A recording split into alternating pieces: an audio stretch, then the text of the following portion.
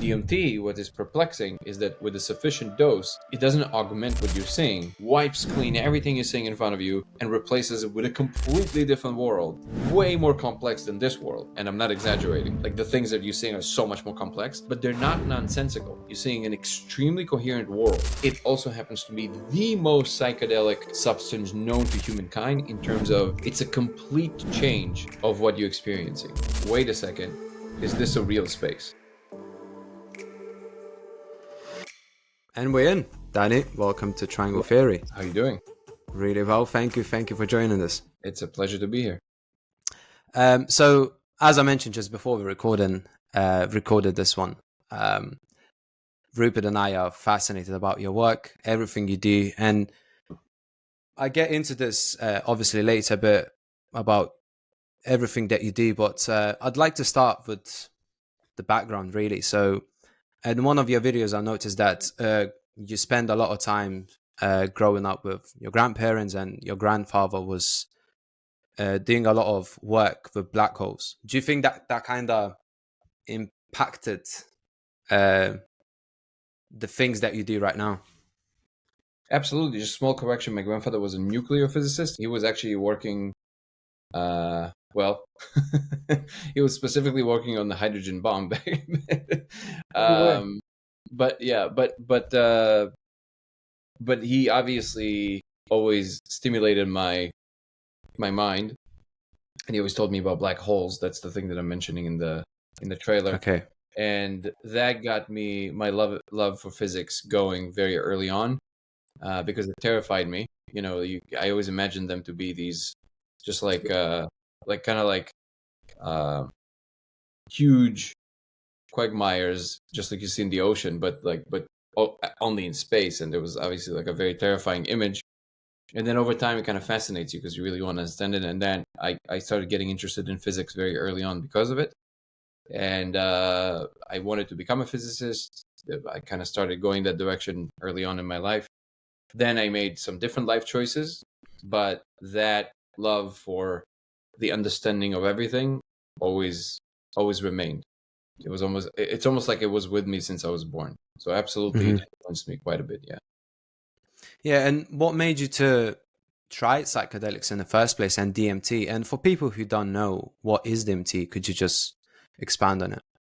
So, two slightly separate questions. When I started doing psychedelics very early on, it was mostly just like all rebellious teenagers. I just wanted to try things, and I didn't really want.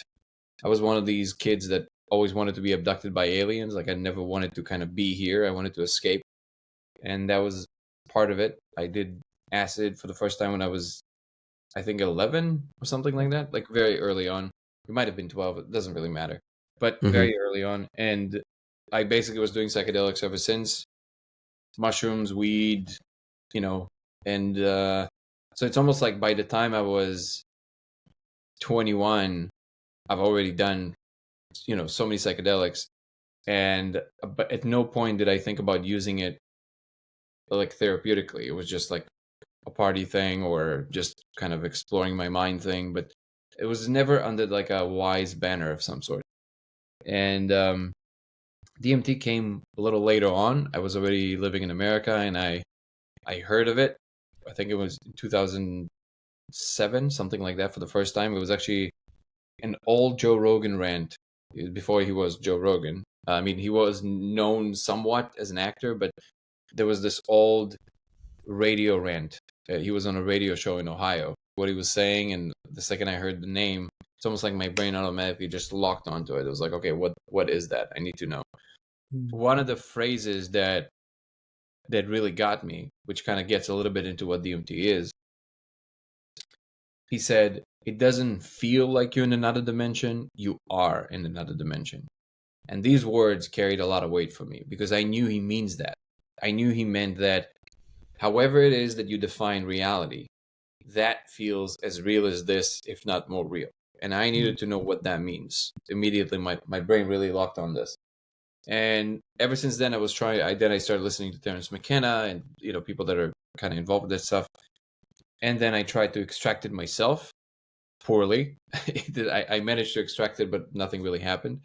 And then only way later, I think in 2010, when I arrived in LA, I managed to find some actual DMT, and I tried it. Didn't really work. For about 10 tries, nothing really happened for me. And then finally, when it actually happened for me, it of course delivered everything that was promised. And this is maybe a good opportunity to explain to people who do not know. DMT stands for dimethyltryptamine, which is actually a neuromodulator in our body. Our body makes it. We used to think there was some memes running online that the pineal gland makes it. It is incorrect. It is not true. We know that the lungs make it. We do know that maybe the liver, if I remember correctly. There's a few other parts of the body in which it's synthesized. But your body naturally makes. There's two types. There's the NN DMT, which is DMT with two nitrogen molecules. For some reason, I'm hearing myself twice. I don't know why. Yeah, and then there's 5-MeO, 5-methoxy, with an oxygen connected to it. So that's a different kind of DMT. The dimethyltryptamine part is existing in both of them, which is just the name of the molecule, but they are very different in terms of the way that they feel if you consume them as a substance.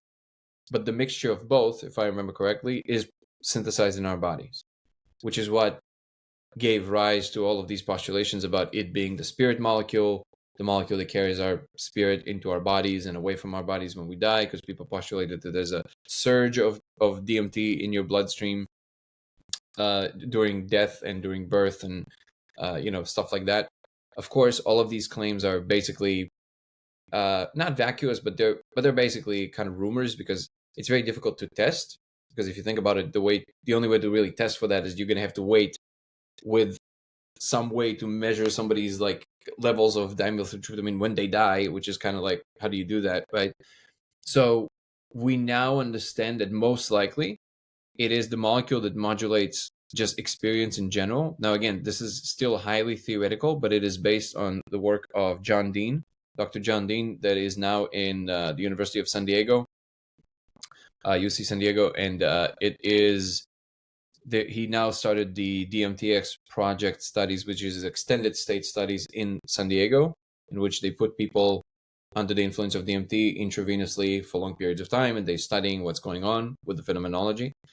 And he discovered a few years ago that, at least I never remember if it's mice or rats, but it doesn't matter, one of them, he measured in their intracranial liquid, it measured comparable amounts of DMT in waking hours to dopamine and serotonin.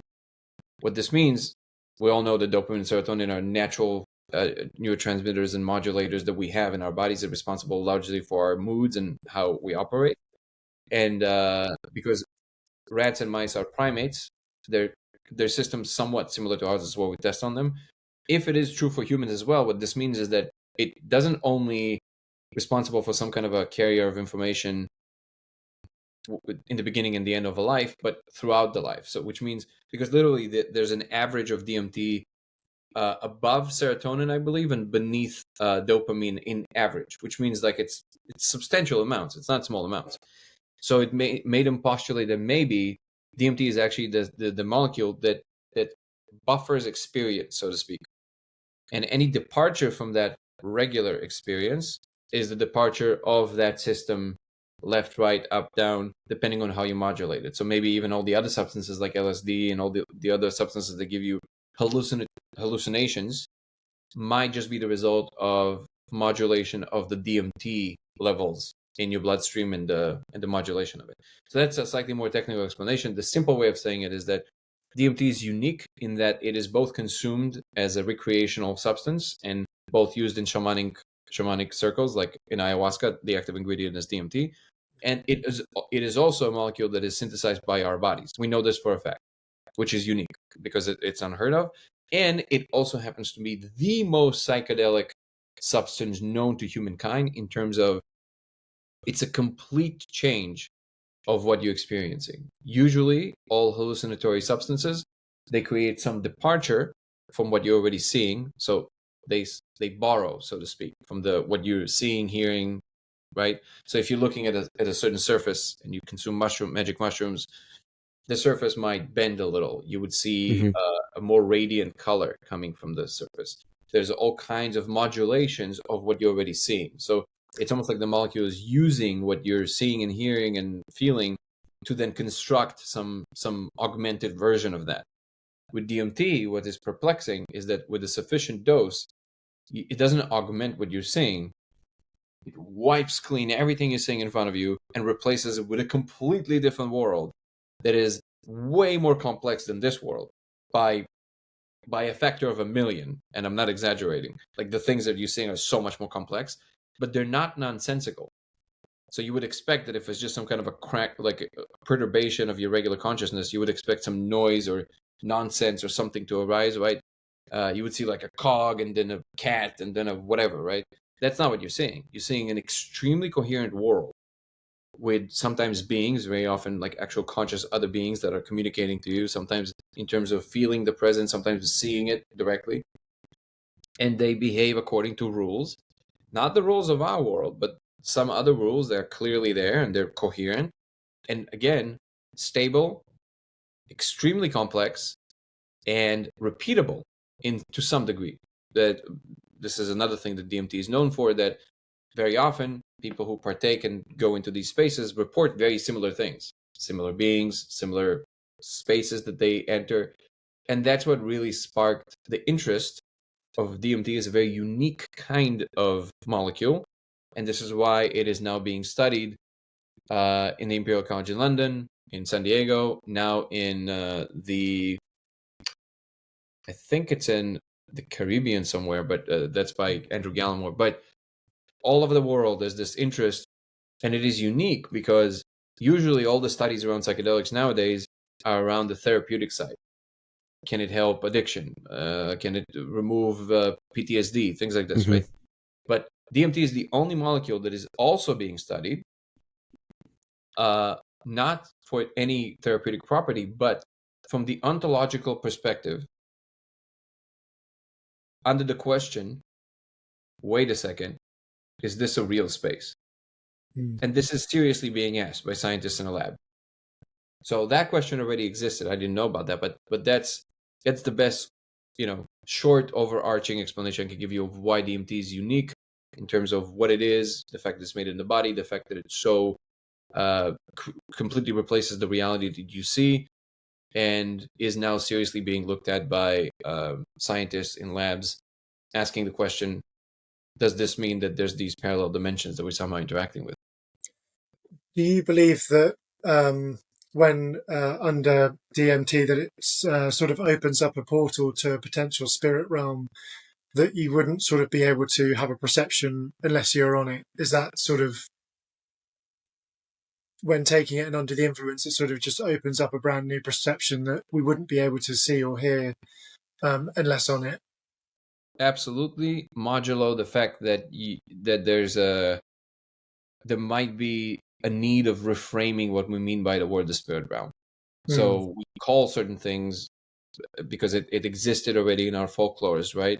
yeah, And you can call it the spirit realm, but I think what it really is that parallel slices of reality, and you can call it whatever you want, but they are the simple way of saying it without getting caught up in semantic conversations is they are real as you are real. In other words, they exist on their own side even when you're not looking. They're not just the product of your observation. mm, Yeah. mm. And why DMT specifically? Like you mentioned, ayahuasca or mushrooms. Is it DMT specifically because of the major effects that it has, and because it's more powerful than those? Why what DMT? Why Um, specific? while using DMT specifically for your Oh, for experiments. experiment, yeah. My experience is that it's almost like an added layer on top of everything I already explained. So Mm, as I said, DMT is especially poised to be some kind of a unique thing because of everything I just described. yeah. But I had this is I think almost impossible to approach linguistically in a way that would really mean anything to somebody who hasn't experienced these spaces. But So the best way I can maybe deliver that point is that when you wake up in the morning and you had a very realistic dream, when you wake up and you're now in real life, you go, oh, right, it was a dream, right? But when you were in the dream, you didn't realize that, right? And then now you're in real life. Okay, you don't think about it because it doesn't really matter. You just move on with your day. But there are parameters that your brain is using to discern that. It just that you don't think about it. So if you think about those parameters, there's some that are very obvious.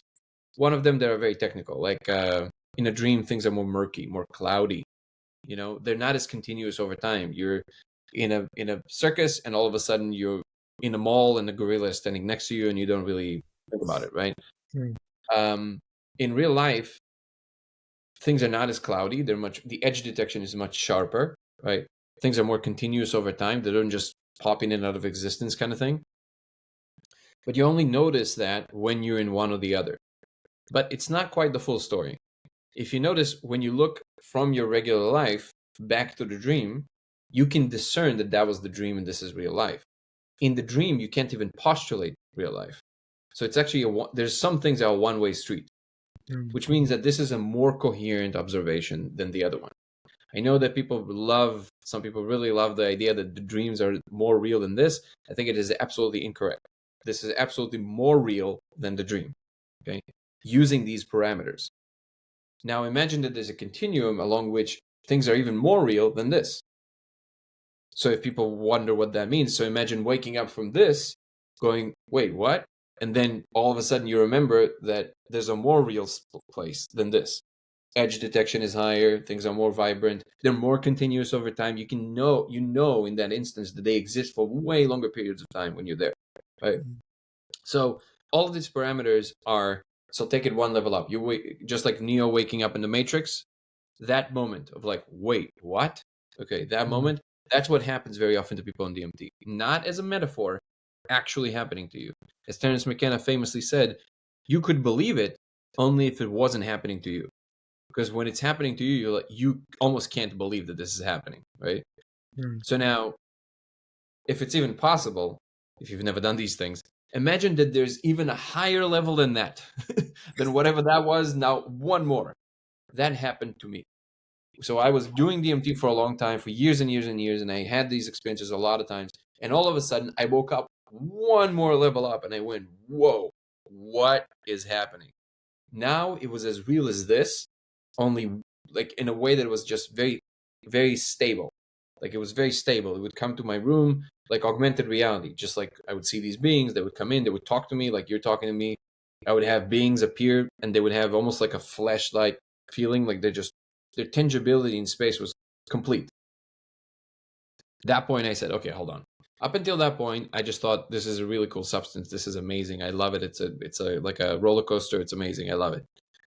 From that point on, I could no longer postulate this is mind made. I was like, okay, no. Your brain cannot do this. You cannot tell me this is just in my head. There's no way. Okay, it's way too specific, way too complex. It's way outside of the realm what I would think the brain would go out of its way to do, because the brain, in the end of the day, tries to preserve energy. To produce all this extra content that is extremely coherent and is just projected into a space while having zero survival benefits, because your brain at the end, because of evolution, only wants to dial in what's relevant to your survival. So if he brings all this like extra content, that's not an ability that the brain in a regular, three-dimensional space should produce.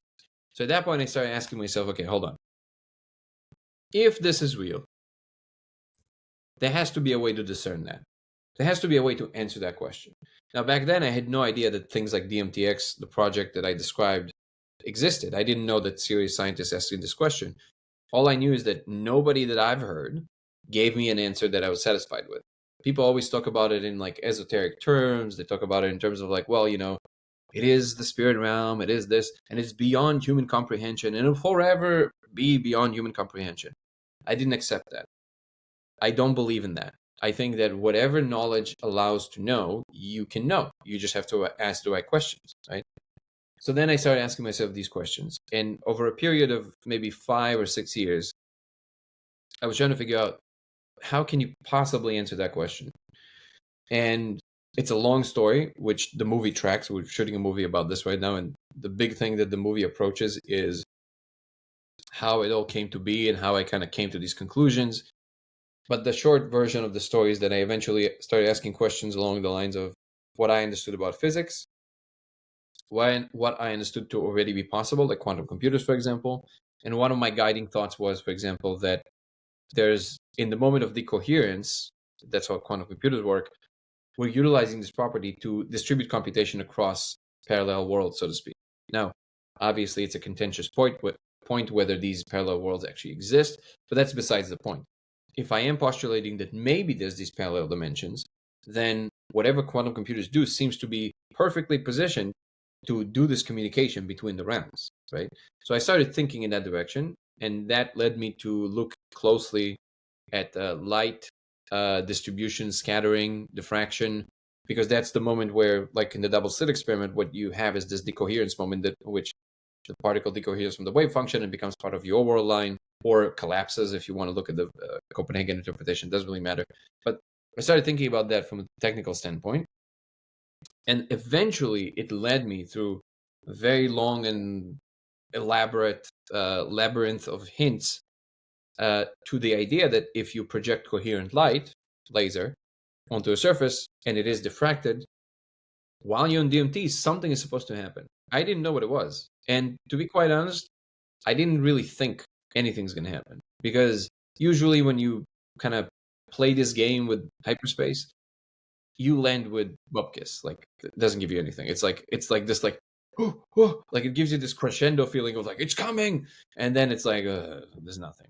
Every time. Every single time. That's why I know that when people come to me with all these ideas, I'm like, unless you can show me that you can make something, I know the feeling. Believe me, it never amounts to anything.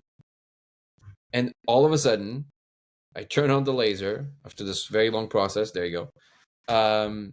And I smoke DMT. And I see code running in the wall.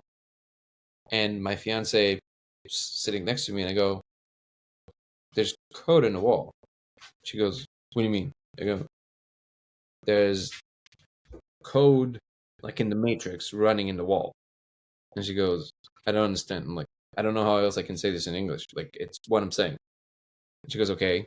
But because then I realized that if you're not on DMT and you're not seeing it yourself, DMT is the strongest hallucinatory substance known to men. So it's like, okay, so you're seeing another hallucinations. What's the big deal? I don't understand. You see code. You just talk to some guy from 11 dimensions. Like, what is the code? Why is the code so stunning? I'm like, I don't know. It's just real. It's real. Like, it's like an object. It's like this. It's like, it's not like a hallucination thing.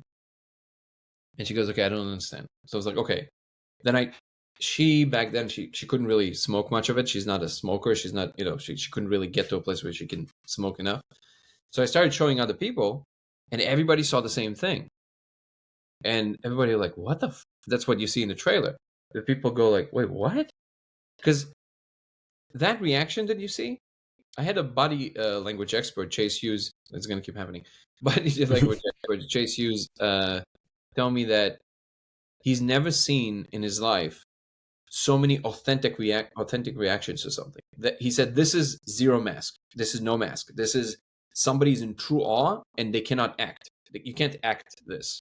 It's like, what? Like, you didn't expect to see that, right?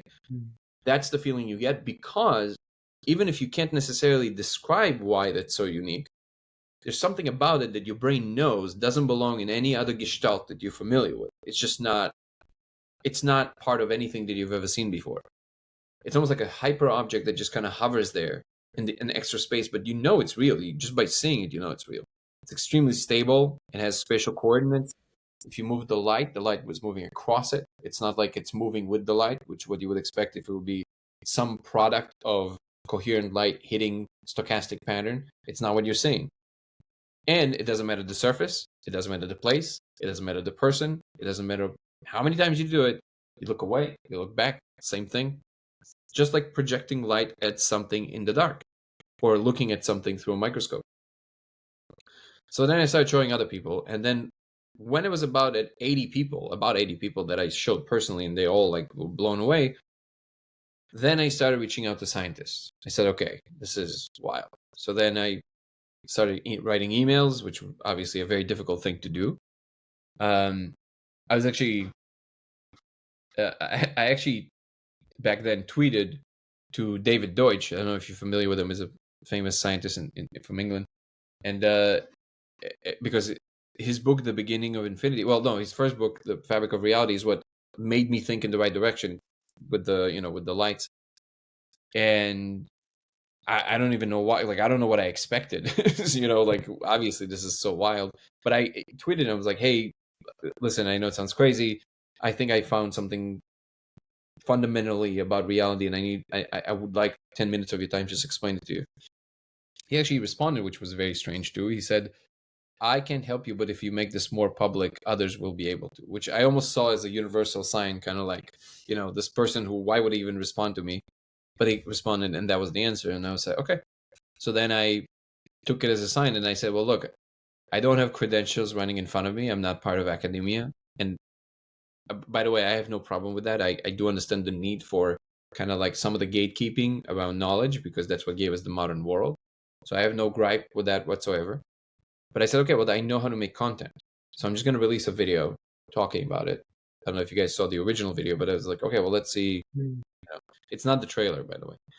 And then I kind of... There were 2 parts, 3 parts of the videos. Oh, yeah, the proof that we live in simulation, yeah. So we watched those. There's 2 parts, and then later the TikTok version went viral. But even the YouTube version gave me enough attention. All of a sudden, I started getting invited to Costa Rica, to other places to kind of talk about this stuff. And slowly and surely, it started getting more and more and more and more attention. And eventually, it led to the place where now people, from all over the world are literally joining the project. We have an actual nonprofit, Code of Reality, that we're operating under. And whenever I have a thing going viral, every day I get like hundreds of emails. When for a while, there's nothing viral, then even on a regular basis, I get at least 15, 20 emails a day. And a lot of them are like, hey, I'm a doctor from Italy. How can I help? And I didn't know what to tell people like that. Software engineers, game developers, cryptographers, people that are highly technical. And I'm like, I wish I would know how you can help. I don't know. And then David Carter came into the picture. He's now my partner in Code of Reality. His career is basically around. So he's an expert in organization. Let's call it that. So he really knows how to position things in a way so they work. He worked on major projects, from large-scale software development to classified projects and things like this. Worked with universities, research, all kinds of things. And he's like, listen, you don't know me, but I've been following you for years. I want to help you. I want to help you because I've never spoken to you, but I've ordered the laser. I looked at the thing. I saw the code. I couldn't believe what I was seeing. And then I started talking about it in my circles, which he's really known in the crypto world. So he's like, I start kind of telling people that what I see, and then show them the laser, and a lot of people started getting interested. He said, what do you need? And I said, the truth is, I don't know. I just kind of follow whatever feels right in the moment. He said, okay, let's make it into a thing. I said, okay. So then he kind of started helping me building it. And this was almost a year ago. And now thanks to him, we created this container where people are coming, doing work. We're calling it Project Veil Break, which is the thing we're kind of working around. And it does feel like we're on the verge of the next big breakthrough. One of the biggest things we're trying, twofold. One, to see if we can create some perturbation to the code in a way that is agreeable by everybody who can see it. So if I can do something physically here, and the code does something coherent, repeatable, and both you and I agree that we see the same thing, okay, now this is serious. Okay. Beyond that, we're trying to see if we can reveal the code without the molecule, which will open the window to a lot of other scientists that wouldn't necessarily want to ever partake in the molecule, right? For many reasons. But if we can do that, we don't know yet if it's possible. We do have some candidates, like using particular sensor from this older Sony camera that had a night capability. It just has a very, very sensitive capability of receiving certain level of light, combining that with some sophisticated AI tools of edge detection, multi-layered is what we're trying to do. We have some software developers working on that. It is obviously a shifty ground because there's a lot of stops along the way where for bias. So we're going to have to eliminate a lot of things. This is why we're bringing actual scientists into the picture to help us create a protocol that will be like acceptable by mainstream science.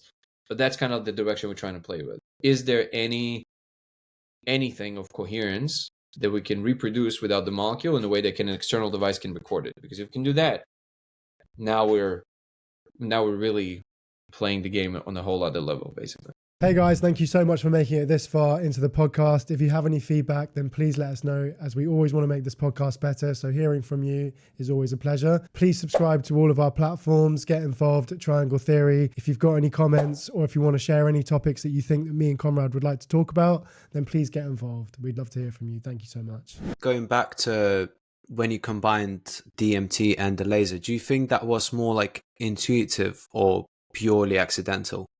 Both. Definitely not accidental, because I was trying to aim there for like 5 years. I was trying to figure out what would be a way to do that. And the idea that somehow scattering of light is involved was born like 5 years before I figured it out. Mm-hmm.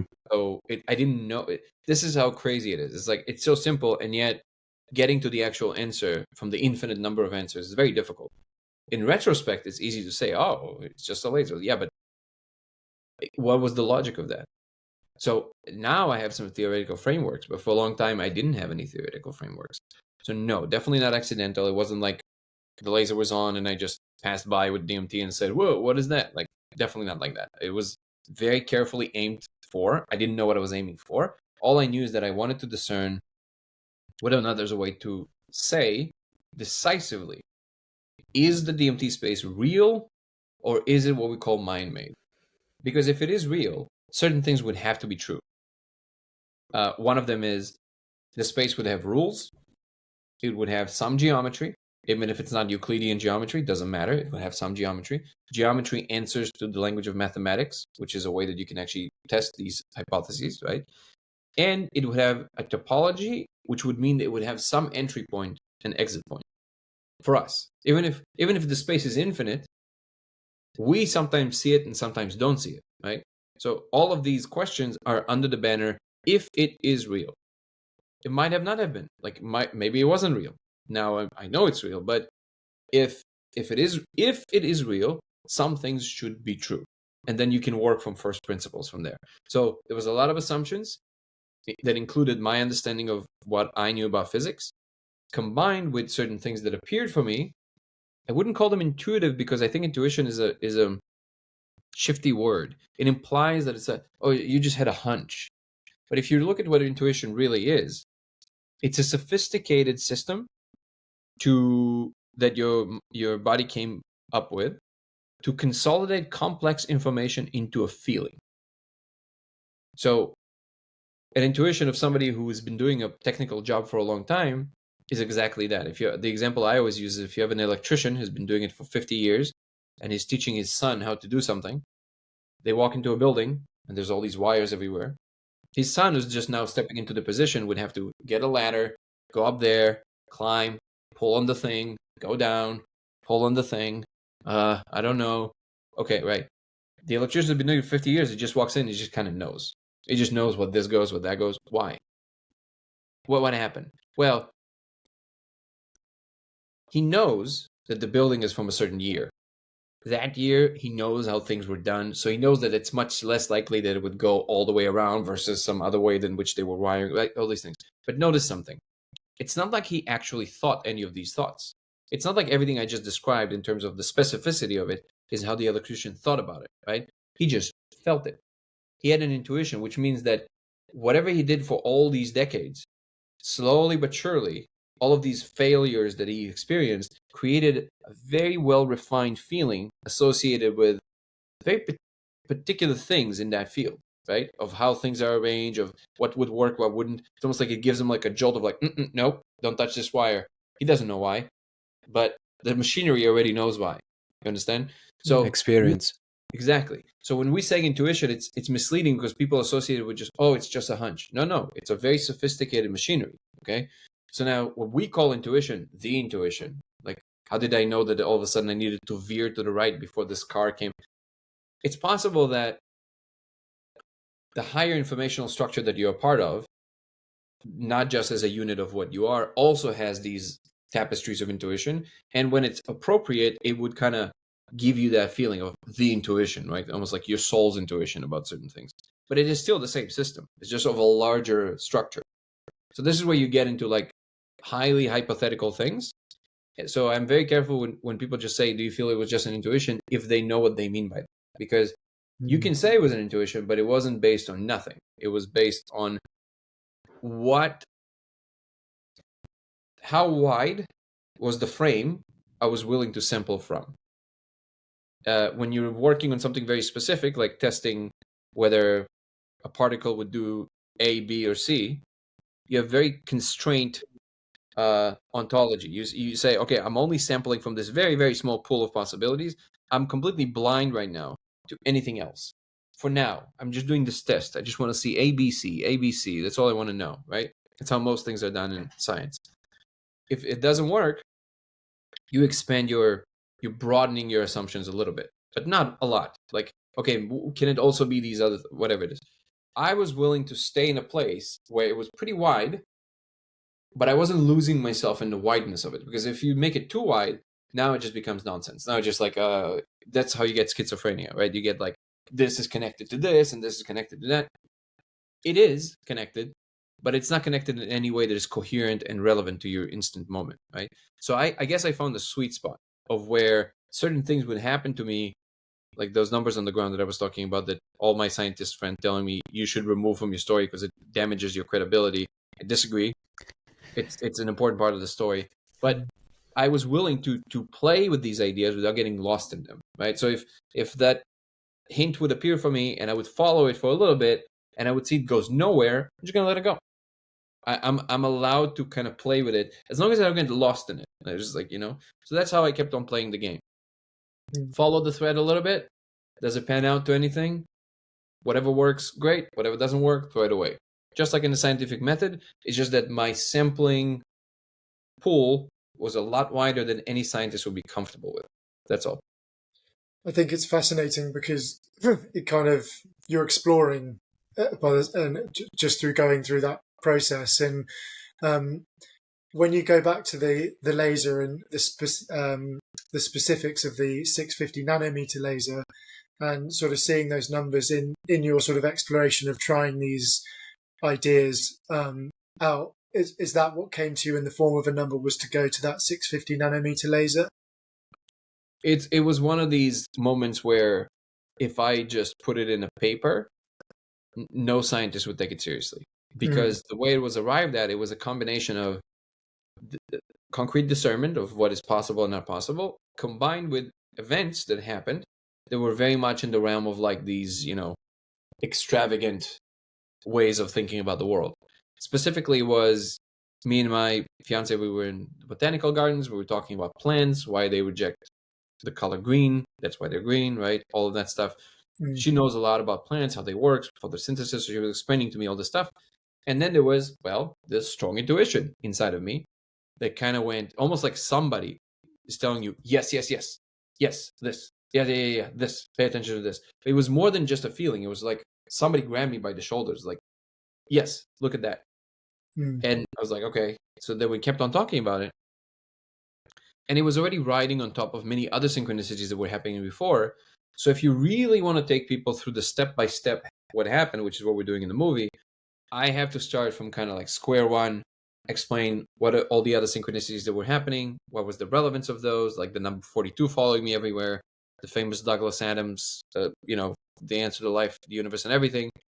I always have to, calm the skeptic mind and say, it's not like I think the number actually means something, even though it might. But my assumption is that, well, if there is somebody else communicating from this higher space, right? If they see that I find something valuable, I really love The Hitchhiker's Guide to the Galaxy. I love the books a lot. They know that. So they were like, well, the number 42 is an easy go-to. It's like we can make you pay attention to 42 whenever you're on the right track, kind of thing, right? So it's like, because it's like, it's both a joke and also not a joke. It's almost like the number 42, right? So then so for example, I would have to tell you all of this for you to understand that I'm not just like some crazy person who just allows all these nonsense to kind of influence me.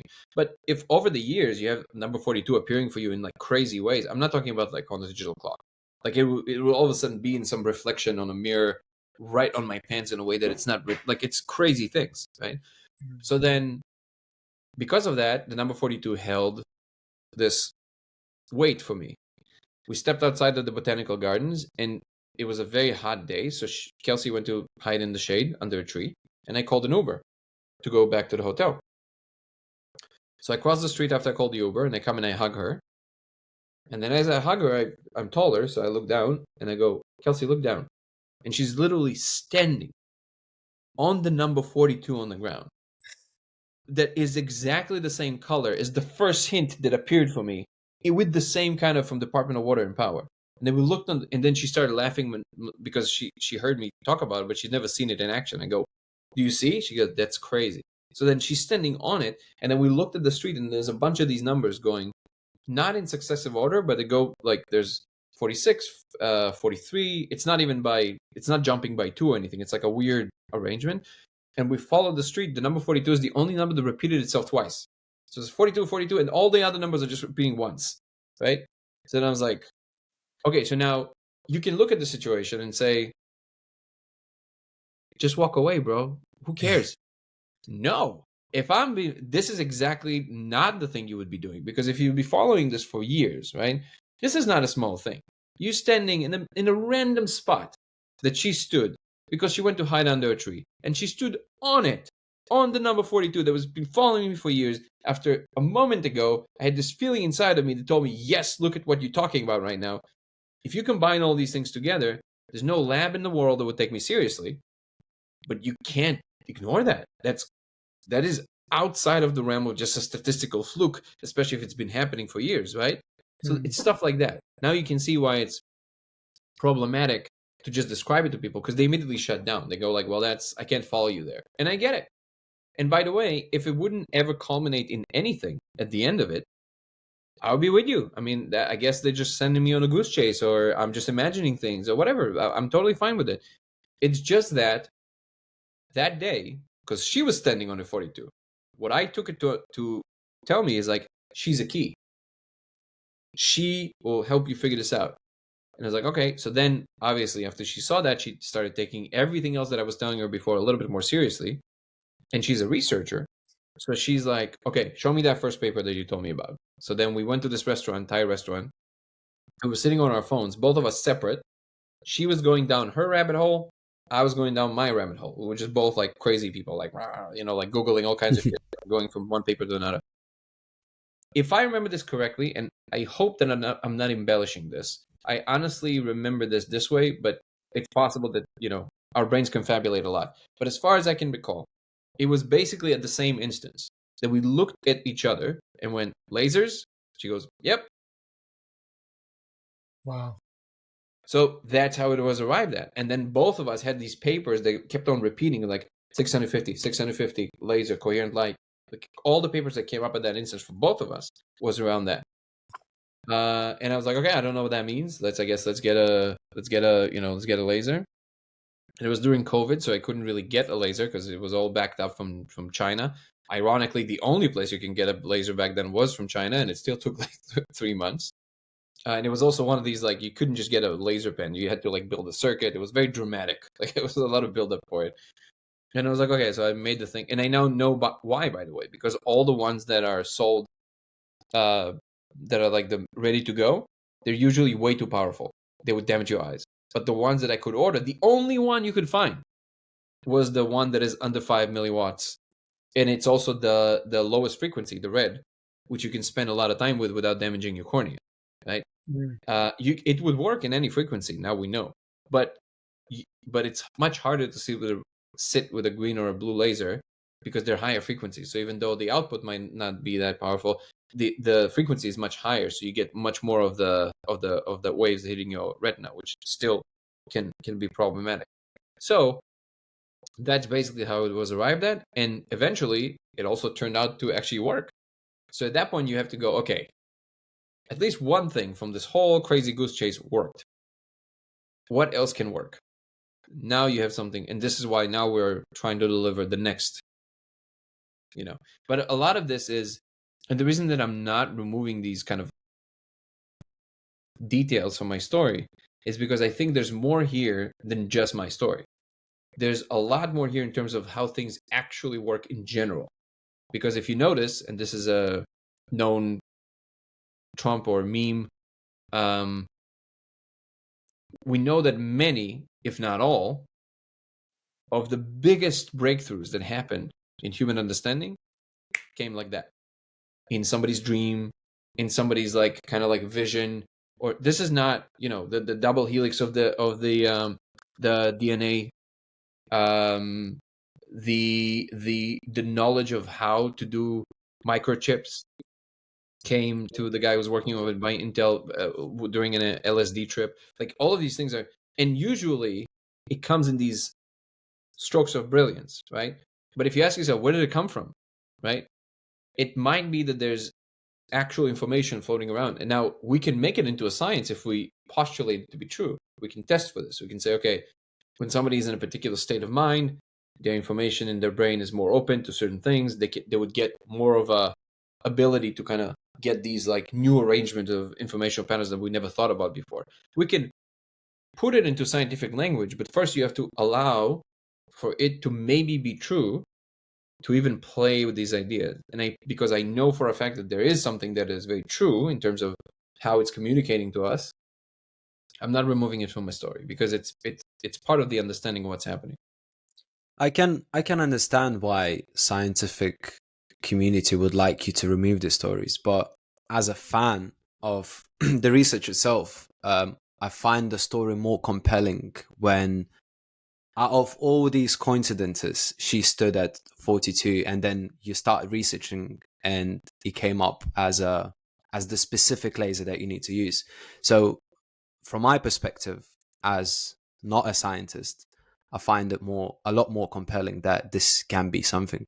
Yeah, Go sorry. ahead, bro. No, go ahead. I was going to say, yeah, I agree with Conrad. It feels almost more authentic and also relatable than just sort of the way you explain it. I mean, look at Steve Jobs, the creator of Apple, through taking LSD, came to conclusions with companies like Apple, and I don't think that, at least like Conrad was saying from the perspective, I think it really does add to it. So I think you guys touched on something very fundamental and important, which is that there's this double game that is being played here. On the one hand, exactly what you said, for most people, it will be much more palatable because it's much more relatable, like you just said, because everybody know what it feels like to have these, moments of all of a sudden, that something else is communicating with you. And usually this kind of a claim is shut down by the scientific world in terms of like, oh, you don't understand. There's some other explanation that you don't understand, right? But we kind of know inside when there's these instances of presence of other, so to speak.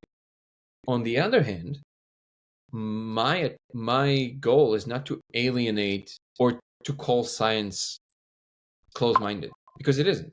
I just had this conversation with a friend of mine who spoke to a really famous scientist, and he told me that what that scientist said about my work. And I said, well, first of all, like, I know about his work very well. I know, and then what I said is, I have complete respect for this. It's not closed-mindedness. It is a certain kind of rigidity that is very important, because what science came into this world to do is to combat foolishness, which there's a lot of. Exactly. There's a lot of foolishness. And up until we didn't develop this system of certain kind of rigidity, we couldn't build what we have today. We would never have the computer we're talking through right now if we would not have this kind of rigid way of what works and what doesn't work. Okay. because of that, I have complete respect for that. So I'm constantly trying to play this central role where I'm making the information a little bit more palatable for both sides, because I'm trying to bridge. I'm trying to say, no, we're saying the same thing. There's a place for this and there's a place for this, and it's not always in the same instance, and they're both important, and we have to kind of bring the two hemispheres together. From a theoretical side, one of our postulations now is that, so the reason the laser works is because, so if you look at a hologram, a regular hologram, the way it works is that you have a source light coming from here, and then it's being split to two by a beam splitter, right? So it goes into two. And then this beam goes through a set of mirrors and then hits an object here. And then after it hits the object, it hits the screen where the information is being recorded. So it goes here, mirrors, object, screen. This other beam, which is the same beam, it's just the other part of it, it also goes to a set of mirror, and then it meets itself, the other part of itself that's split, after it already hit the object, and it basically registers, if you put it at the exact right angle, it registers the phase shift. So this is the amplitude, which means that how bright or dark the pixels are, depending on the density of whatever material it hit. And here you also have the phase shift, which allows you to have this illusion of a three-dimensional image. So when you remove the source light, this part of the beam, and you remove the object from this side of the screen, you can still see as if the object is there, and you can see it in its full three-dimensional glory, right? So the reference light is key in registering the information by giving, that's why it's called the reference light. It gives the reference of the exact angle with which the other information is encoded. So what I think is that our consciousness, our perception, is that reference light. And this is the source light, whatever you want to imagine it is. But whatever it is, where your consciousness meets the source light, which you can think of as the light that is coming from everywhere in the universe, stars everywhere, that is emanating photons, and it hits the sheet where everything is being recorded, which in our case is space-time itself, the bulk. So these three things are in interplay, and I think that's what's going on. And the reason we can see the code is because we are the hologram, and it's an angle thing. So something about when DMT, whatever DMT does in the brain, I think it gives you the ability to have more computational steps per information density, so per time. So it's almost like it gives you the ability to see between the frames. So it goes, you see more frames, okay? And then in addition to that, there's something about the laser, because it's coherent, there's something about the meaning of the angle that allows you to almost, for lack of a better term, to see around the corner. It's almost like usually you're looking at the creation of that instance, that is the physical world, indirectly. Now you skewing the angle a little bit to the side. And because of it, you kind of see behind the corner that is all the code that is actually written to make this thing happen on a holographic sheet. So what's beautiful about this is, as wild as that sounds, that's testable. If any of this is true, might not be. If any of this is true, this is testable, because we're talking about angles. So if you figure out what causes the angle to change, I don't know if it's a powerful magnetic field or projecting into particular materials that help it do that, we can then test certain angles. And if we change the angle more, we should have a predictable outcome. We should say, well, we know what a regular hologram does, so it should be something along those lines. You should be able to see some kind of either a phase transition, or you should be able to see some kind of a vagueness that happens, or a splitting that happens. There's something very specific in geometric terms that should happen, and we should be able to play with it both theoretically and experimentally. So now it opens the window for real scientific work around these things. And then obviously, if we can produce something like that overnight, you will get very serious people interested. Correct me if I'm wrong, Dan, but when I was looking at the papers that you sent me, there was laser, the sheet, and I'm pretty sure it was behind the sheet or behind the laser. I'm not now sure. There was a magnet. That was the other. Is that correct? Yeah. What's the purpose of the magnet? that was one of these things that we were trying to see if it is true, which is that the light is in the electromagnetic field. So light waves, they're essentially waving of the electromagnetic quantum field. So, which by the way, very often is confused by people for what they call the wave function, which it isn't. It's a different kind of wave. But that's an important point because a lot of misunderstandings arise from this. But the electromagnetic wave, if you push or pull on one of either the magnetism or the electricity part of it, the other one follows suit. So as you know, this is why you can basically put the interplay between magnetism and electricity, because they're two perpendicular standing waves that are kind of propagating together like this. So if you do something to this, it will do something to this and vice versa. This is why that is the case. So you can kind of say that magnetism is another expression of electricity and vice versa. Okay. So now that means that there are certain conditions under which a powerful enough magnetic field should create some perturbation to the laser coming in. It shouldn't do that if it just hits it directly, the magnet. It would do that if you put it in a 90-degree angle from under the diode, let's say. Then you would have a possibility to do that. So what we were trying to do there, which to be quite honest, so far looks like it's not working. But what we're trying to do is to see if there's a powerful enough of a magnet that we can put behind the surface to see if there's any perturbation to the code. So far, we tried pretty powerful magnets, but didn't really work. We still have to try a lot of things around the diode itself to see if we can do any change to the code with that. Or we might have to crank it up quite a bit. So the next stop, would be to use absurdly powerful electromagnets, which are not usually available to the public. There are some that sit in universities. They usually cost like $100,000. They can produce 3.5 Teslas, 5 Teslas, like insane magnetic fields, way more than MRI. So NMRA, by the way, might actually be a good thing to test. It's just kind of hard to think how you're going to be testing it because you can't hold anything, in an MRI machine, but that has any metallic component. But maybe we can do it with something with like very powerful magnets and then create some rotation of these magnets. There's definitely something there because there was a famous case study in the 70s by Persinger, who's the same guy who invented the God helmet, but they did all the perturbations of the magnetic fields in the external stimulation. And they tested rotating magnetic fields under the influence of LSD. Anybody can find this paper. This is a real paper. They did this in the 70s, but it was just a case study. I think they only had like 10 participants, so it's definitely not enough to establish anything. But what they claimed is that in some cases, people could see the magnetic field in the dark under the influence of LSD. And the control was that they had engines running and they just removed the magnets and only had the engines running. And only when the magnets were present, then people could report it, they see the magnetic fields. So this obviously needs a much broader testing to establish something like this. But this was brought up to my attention by John Chavez, the founder of DMT Quest. And I kind of created this rudimentary device that kind of does a similar thing.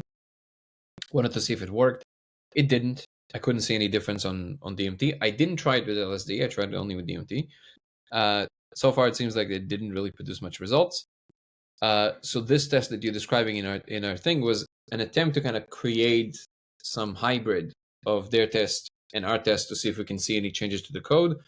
And we just have to figure out if there's anything there. And if so, what exactly is it and how it influences the code potentially. My strong intuition is that there's something there. But if I have to be honest, so far everything we tried didn't really work. Just trying to touch on the code as well. You mentioned that it's looking like Japanese characters, Japanese kakana characters. Is that right? Yeah, similar. Yeah. Just wondering, has anyone tried to translate these characters into like understandable language and kind of understand what the code is trying to tell us? So my position is that you can't do that because until you understand what is possible with the code. a lot of people, well, I would go as far as to say that everybody else besides me think that what you just said is a great idea.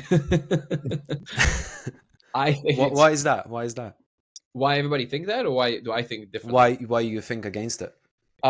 If I show you the English alphabet and you don't speak English, will you ever know English?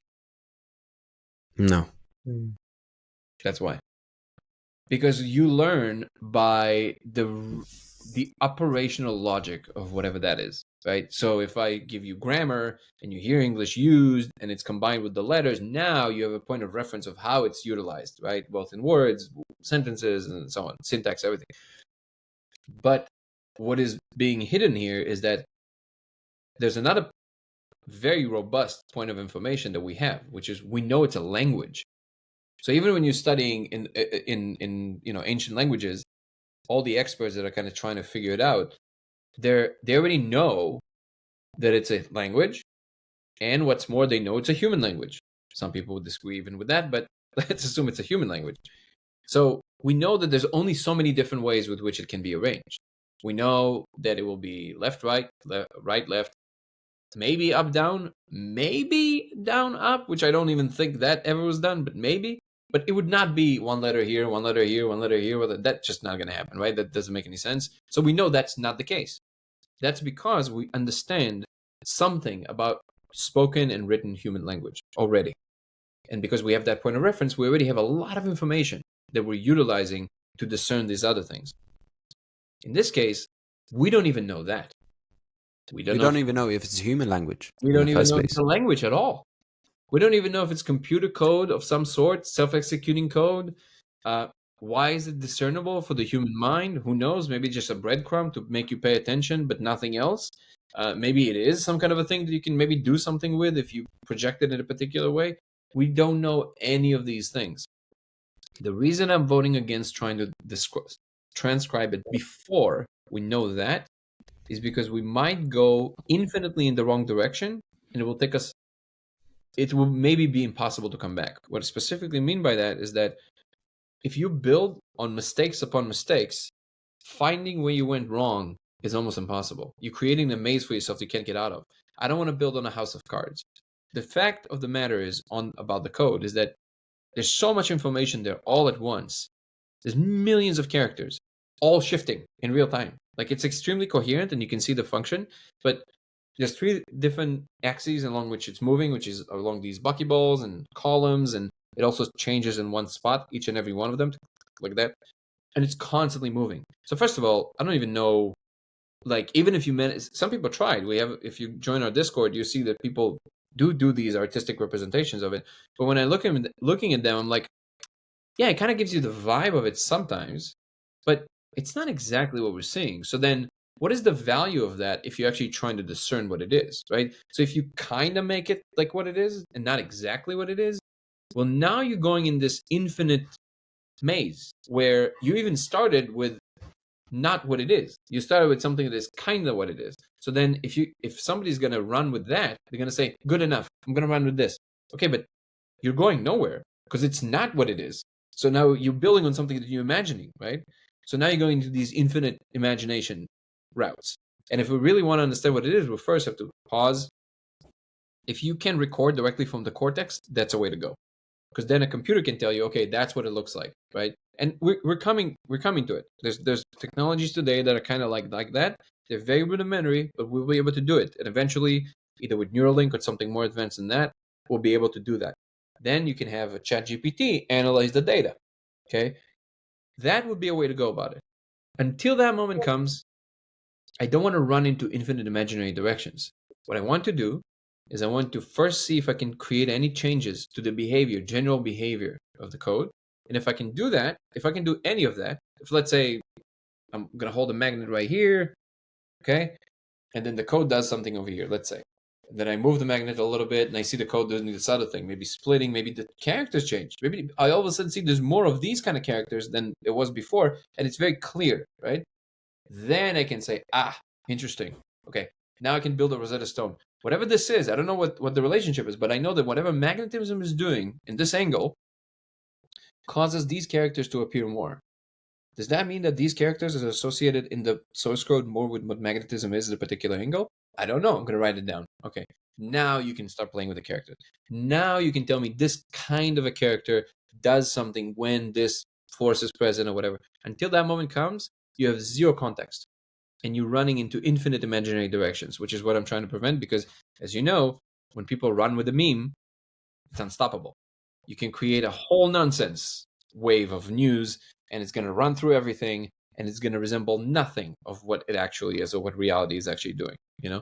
And this is where I see, by the way, go back to what the value of science is, because science is an answer to exactly this problem of people constantly running in all these imaginary directions. It goes like, whoa, whoa, whoa, whoa, slow down.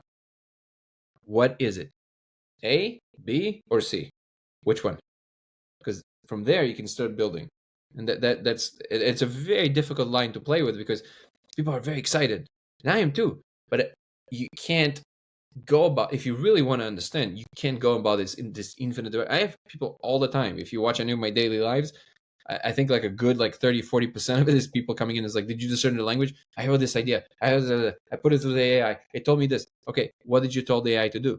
Oh, I don't know. AI just told me. I'm like, what does that mean? It was like, okay, You have to feed something. You have to feed something. What are you telling it to do? It's like there's a bias there, right? That you're not aware of. So it's like, what are you telling it to do?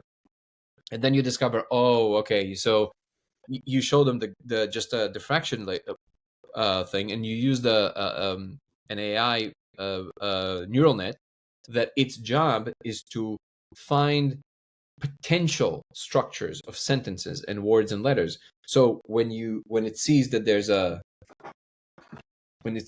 this, I'll show you right now. I'm not going to draw the whole thing, but just to illustrate the point. So if you have this, you see just the little line, right? Forget about this one, okay? So the diffraction pattern of a laser kind of looks like a sentence. So it thinks that this is a word and this is a word and this is a word, and now it tries to fill in. It's imagining this other things in it. But what we're seeing, the code is not on the surface. It's like way in. And sure enough, when we fed the field, like when we zoom in and we just show it the full stochastic pattern of the field, it doesn't know what to do. Like, there you go.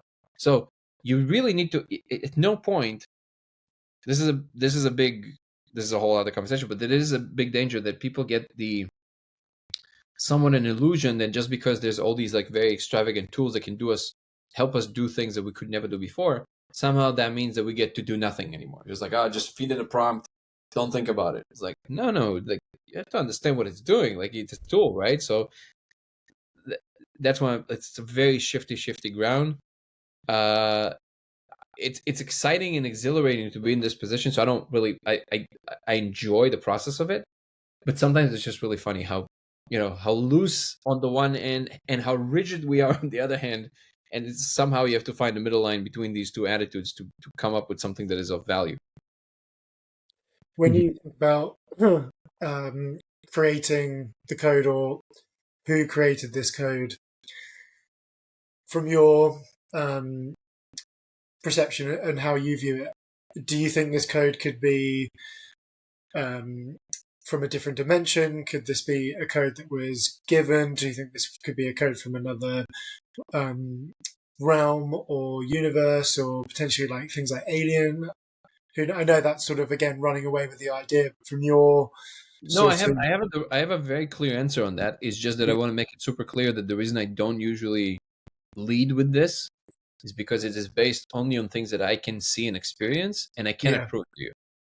So if you can just kind of, take my word for it, great. But otherwise, I can't say something that would satisfy anyone. Since I found the laser, a different kind of channel opened for me in the DMT space, where it's just like a phone call. And I was handed this thing that I now call the console, which is like this computer that opens for me every time I smoke DMT. And it's as real as an object that you would see in like augmented reality goggles. Like it's that real. And basically, for all intents and purposes, an open channel opened with, I guess, what you would call the simulators, which then officially asserted that it is in fact a simulated space. So I'm not guessing. I'm telling you what I've been told and shown directly. Does that mean that they can't be lying or telling me something. Yeah, of course. But you have to kind of stand somewhere. So as far as I can discern, they're not lying about that. That's exactly what's going on. And there's these layers of emergent properties that I guess you can call different levels of the simulation. And by the way, the simulation does not mean fake, which is a very common misconception. The reason we think of the word simulation in terms of fakeness is because we assume that this space is the real space. And because we know that we simulate things based on what we call real, by definition, that thing is less real. That's why we think of it in terms of fake. But there's a book called Reality Plus by David Chalmers. I haven't read it, so I don't know if it's well written, but the whole thesis in the book, I saw him talk about it, is he's trying to decouple this notion of simulation with the word fake. He replaces it with digital. So it's like it's digitally rendered, which changes the presupposition, but maybe not fully yet, because most people think that digital also means fake. But we've known now for a long time, and this is not to say that all physicists accept this position, but we've known this for a long time. There's something called information physics. We've known for a long time that it seems that whatever computation is, we didn't invent it, we discovered it. And it seems to be a higher level function than ours. It's more universal. So computation can actually, the universality of computation, what Alan Turing discovered, he basically proved that computation is universal. And with the thought experiment of the Turing machine, and if you go to quantum Turing machine, that it kind of solidifies the case, which is that it can basically render anything that is possible, both in what we know and what we don't know, which means it's more universal than our physical space. This means that most likely computation is actually the more fundamental thing. As Wheeler famously said, it from bit, which denotes this relationship that computation is actually more fundamental than what we call the physical space. So our laws of physics are rendered with some underlying computational principle. Now, what is being added is that somebody is rendering it. That's a whole other proposition. Some physicists would be comfortable with the proposition that there's some kind of a computational hyperspace that is rendering our laws of physics, and it can render many other laws of physics, which plays really nicely with some ideas of parallel universes that, again, these ideas physicists are pretty comfortable with. What they're not comfortable with, which is understandable, is that somebody's rendering the space, because now it postulates some kind of an agent that is responsible for rendering these laws of physics. And by the way, I am in full agreement that this idea on the surface is extremely boring. Why? Because now you're basically saying from a certain point of emergence, everything is up for grabs. Because who knows why they did the rules the way they did, right? Like, how can you don't have access to their minds? You don't know what the rules under which they're operating. It becomes arbitrary from that point on, which is kind of equivalent of not knowing anything about it, which is a black box that physicists don't want to play with because it tells you nothing, which I fully agree with, by the way. As famously, Lisa Randall is a very famous physicist. She said, if we live in a simulation, so what? Which I agree with, by the way. If you don't have any access to the simulators. But if you all of a sudden have access, or you think you have access to the simulators, now it changes. Because now it's part of your ontology. Now it's part of the thing that you can play with to understand certain things about the rest of it. And that's when it shifted for me. I wasn't coming to this from the idea that this is a simulation. I was coming to this from the idea that maybe it's like a parallel world or something, or alternative dimension of some sort. And it's later when they start showing me certain things that I was like, wait, are you simulating this? And then they didn't answer for like a long time. Usually, they would, if I would guess it correctly, they would kind of tell me. But not this. This they wouldn't speak on. And only after about a year of like me keeping asking, they showed me. They showed me a full representation of what's going on, and then there was like this very dramatic moment. They kind of showed me, and then they stepped back. They almost like, is he gonna implode? Like, I wanted to see like what happens to my psychology. And I have to be honest, when you know for sure, it is definitely a different state of mind than if you even think maybe, if you're almost sure, it's not the same as being absolutely sure. Because when I went over the hump, it does have this kind of like, oh my God, like you kind of feel like a puppet for a second. But then I later understood that it actually has nothing to do with being a puppet at all, because the real picture is that I always say it's like the matrix upside down, that the real world is actually the computational world, or what we call computation on our end is a very incomplete picture of what it really is. What it really is computational in full, but the properties of it are not yet fully known to us. Hey guys, your feedback is very important. And no, this is not an advertisement. Actually, what I'm asking from you is to leave a comment below what you liked and most importantly, what you disliked about this episode, because we can improve on the next episodes and we can make a better content for you to listen. Give us also a topics you'd like to us talking about, and we can prepare, do your research and talk about it on the next episodes. Thank you.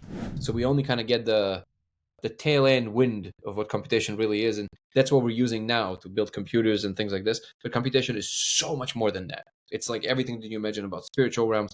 The rules by which all of these worlds are operating are computational. And because we culturally associated the word computational with robotic, soulless, to us it's kind of hard to adopt that, but it is that. It is computational in nature. So now what that does to the ontological picture is that it basically flips the matrix upside down, because now the real world is a computational world, and what we call the real world is actually just a subset. It's just a tiny subset of this larger computational space that we're now slowly becoming more and more aware of, basically. And so to your question, what the code is, from what I understand, so the first thing to say honestly is that I don't exactly know what it really does. We're calling it the code of reality just because it's like a placeholder, because it looks like a code. It seems to be self-executing.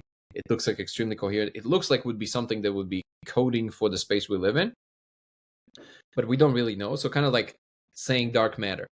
We don't really know that dark matter is matter. We just we know it exerts some kind of form of gravity, so we call it dark matter, but nobody knows what dark matter is, right?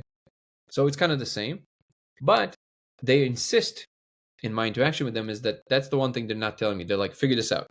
This is there for a reason. It's there for you to understand that it's a thing. That's why it looks like this, so you can understand it's because it could have been just wiggles. It didn't need to be written in any way that humans can discern, right? But it is that because it gives you like a breadcrumb. It's like it's there for you to understand something, and you need to understand it yourself, because you need to hold a particular pattern of a mind that can't understand it, which is a signifier for the higher space that you are ripe to be brought into the know. Before that, you can't handle it. Like so if you think about everything we do, right? Building lasers, freebasing some molecule, all of these are technologies.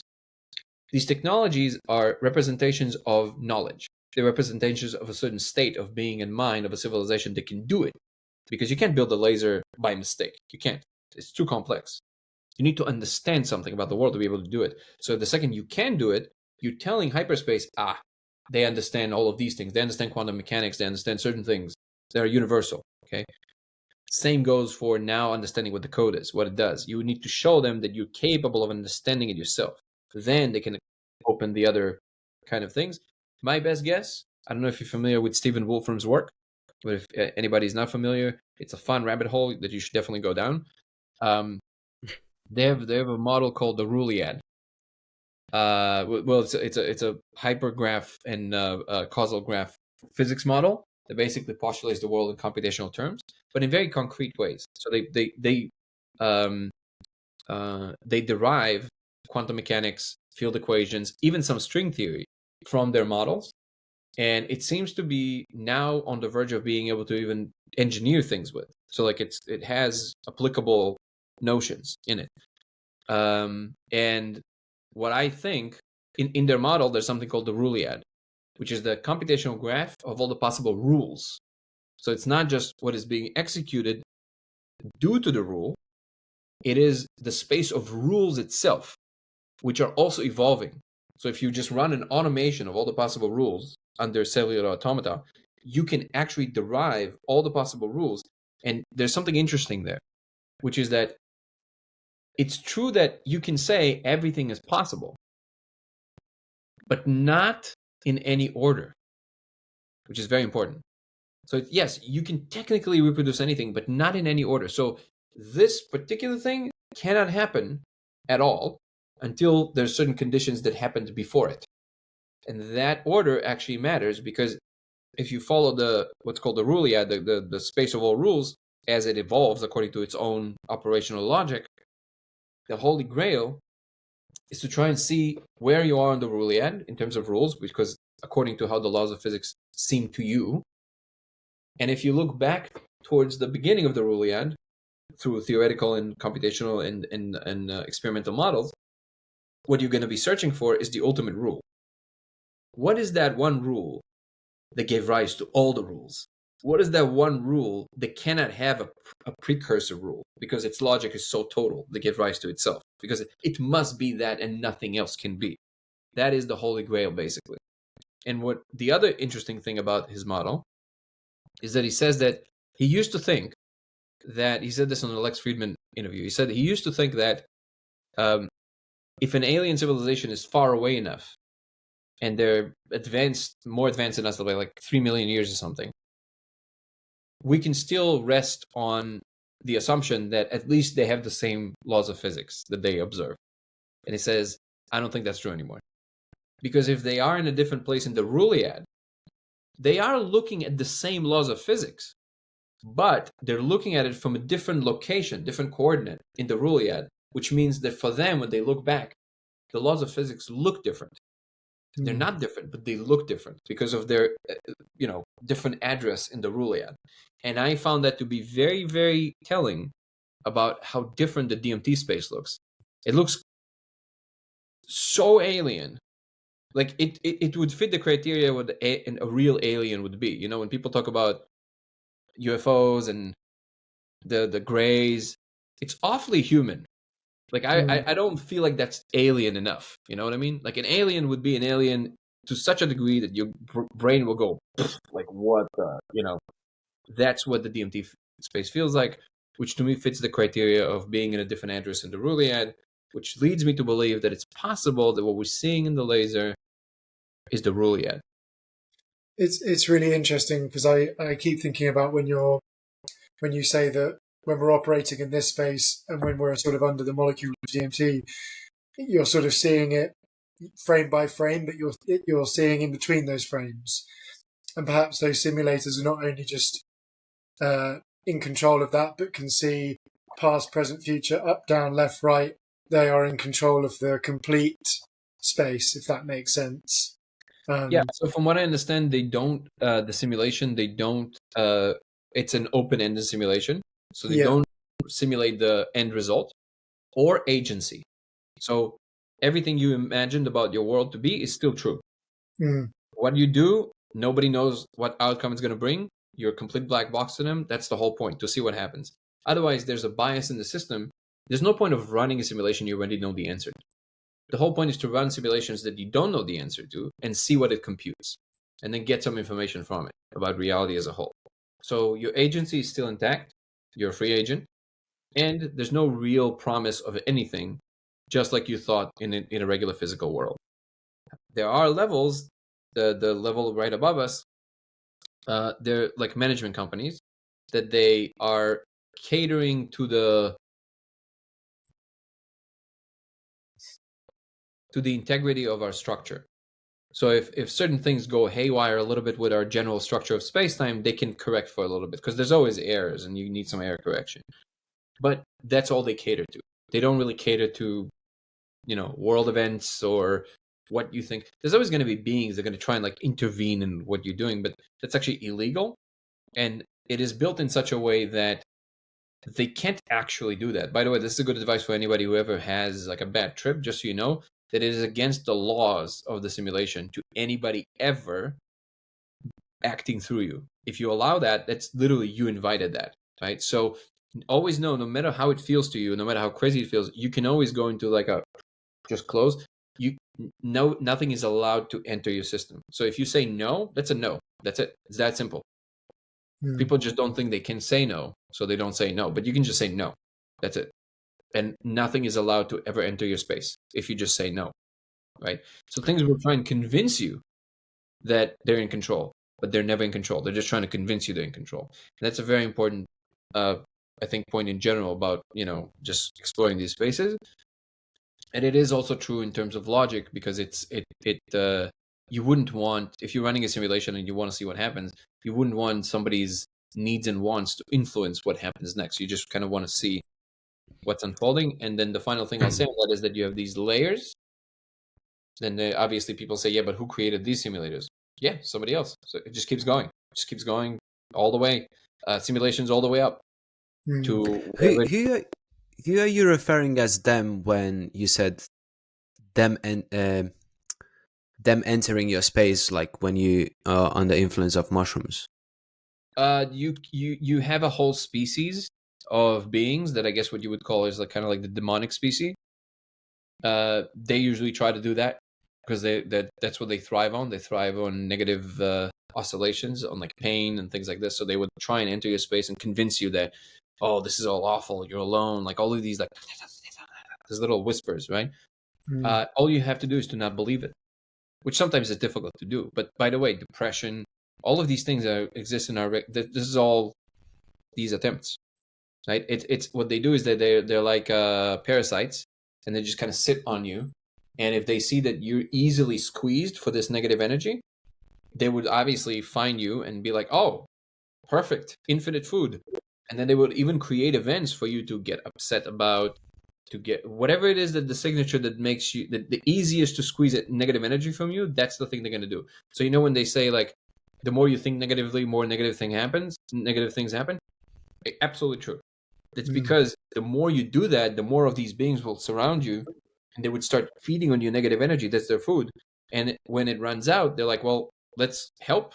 Let's create events that very easily this person would be like, oh, and they'd like go into their negative emotions. They're like, oh, food, great. So, this is why just being able to be neutral.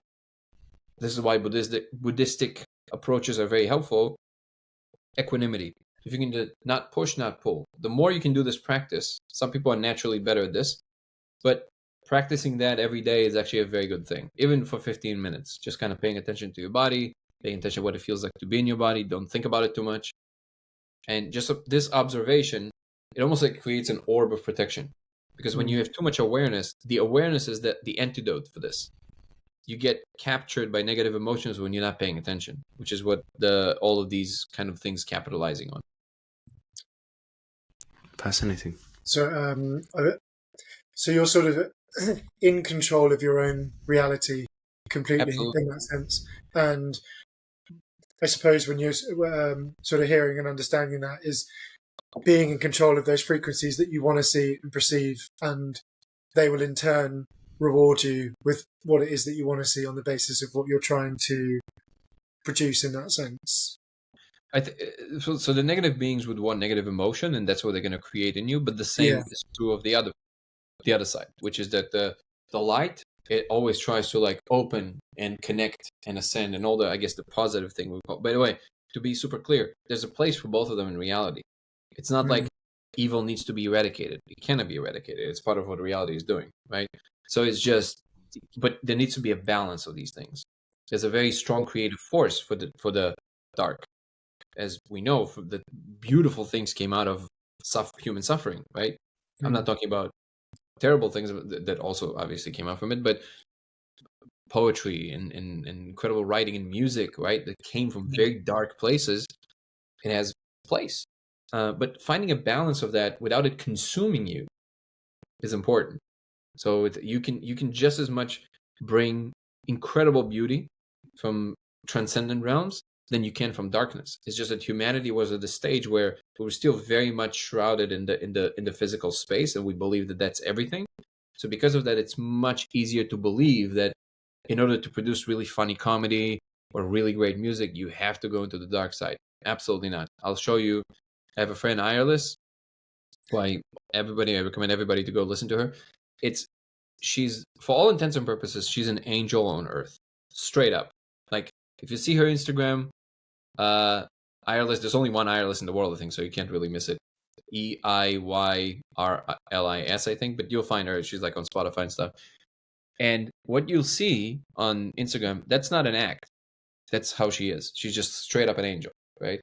And it's so real. She's trained as a classical pianist, but her voice, she plays every instrument, and everything she produces, it has this insane depth. Because usually you listen, we think of like, spiritual music as like elevator music, it's like dun, dun, dun, whatever. Right? No, like it makes you cry, like how deep and profound it is, and it's so beautiful, and it's definitely coming from light, right? So you don't need necessarily to go into the darkness to create amazing things, but there is an amazing component to both of them. And the attempt to come for the whole thing for an equilibrium is part of what needs to happen on every layer for reality to come into this alignment of whatever it is trying to do ultimately. It both humbles you in terms of how much more there is, and at the same time reminds you that whatever role you're playing in this infinite game is an important one. You finding balance within yourself, knowing how to not push or pull, but to utilize what is appropriate for the moment, that's the art. I'm sure you got to meet people like that in your life. Maybe you are one of these people. I don't know you well enough, but sometimes you meet this person who's just so impressive because they're so balanced. So you can see that if somebody's drowning, they know how to jump in and be brave enough to get them out. If somebody's being, wronged in a physical way, they're not going to shy away from using violence to stop that, right? Because it's correct. But violence is dark, but it's okay. Right now, darkness is required. We're going to let it out, okay? We're going to paint a boundary, but don't get lost in it. And then they go back to neutral. There's people like that. It's amazing. And they're capable of the most beautiful things. They paint, they write,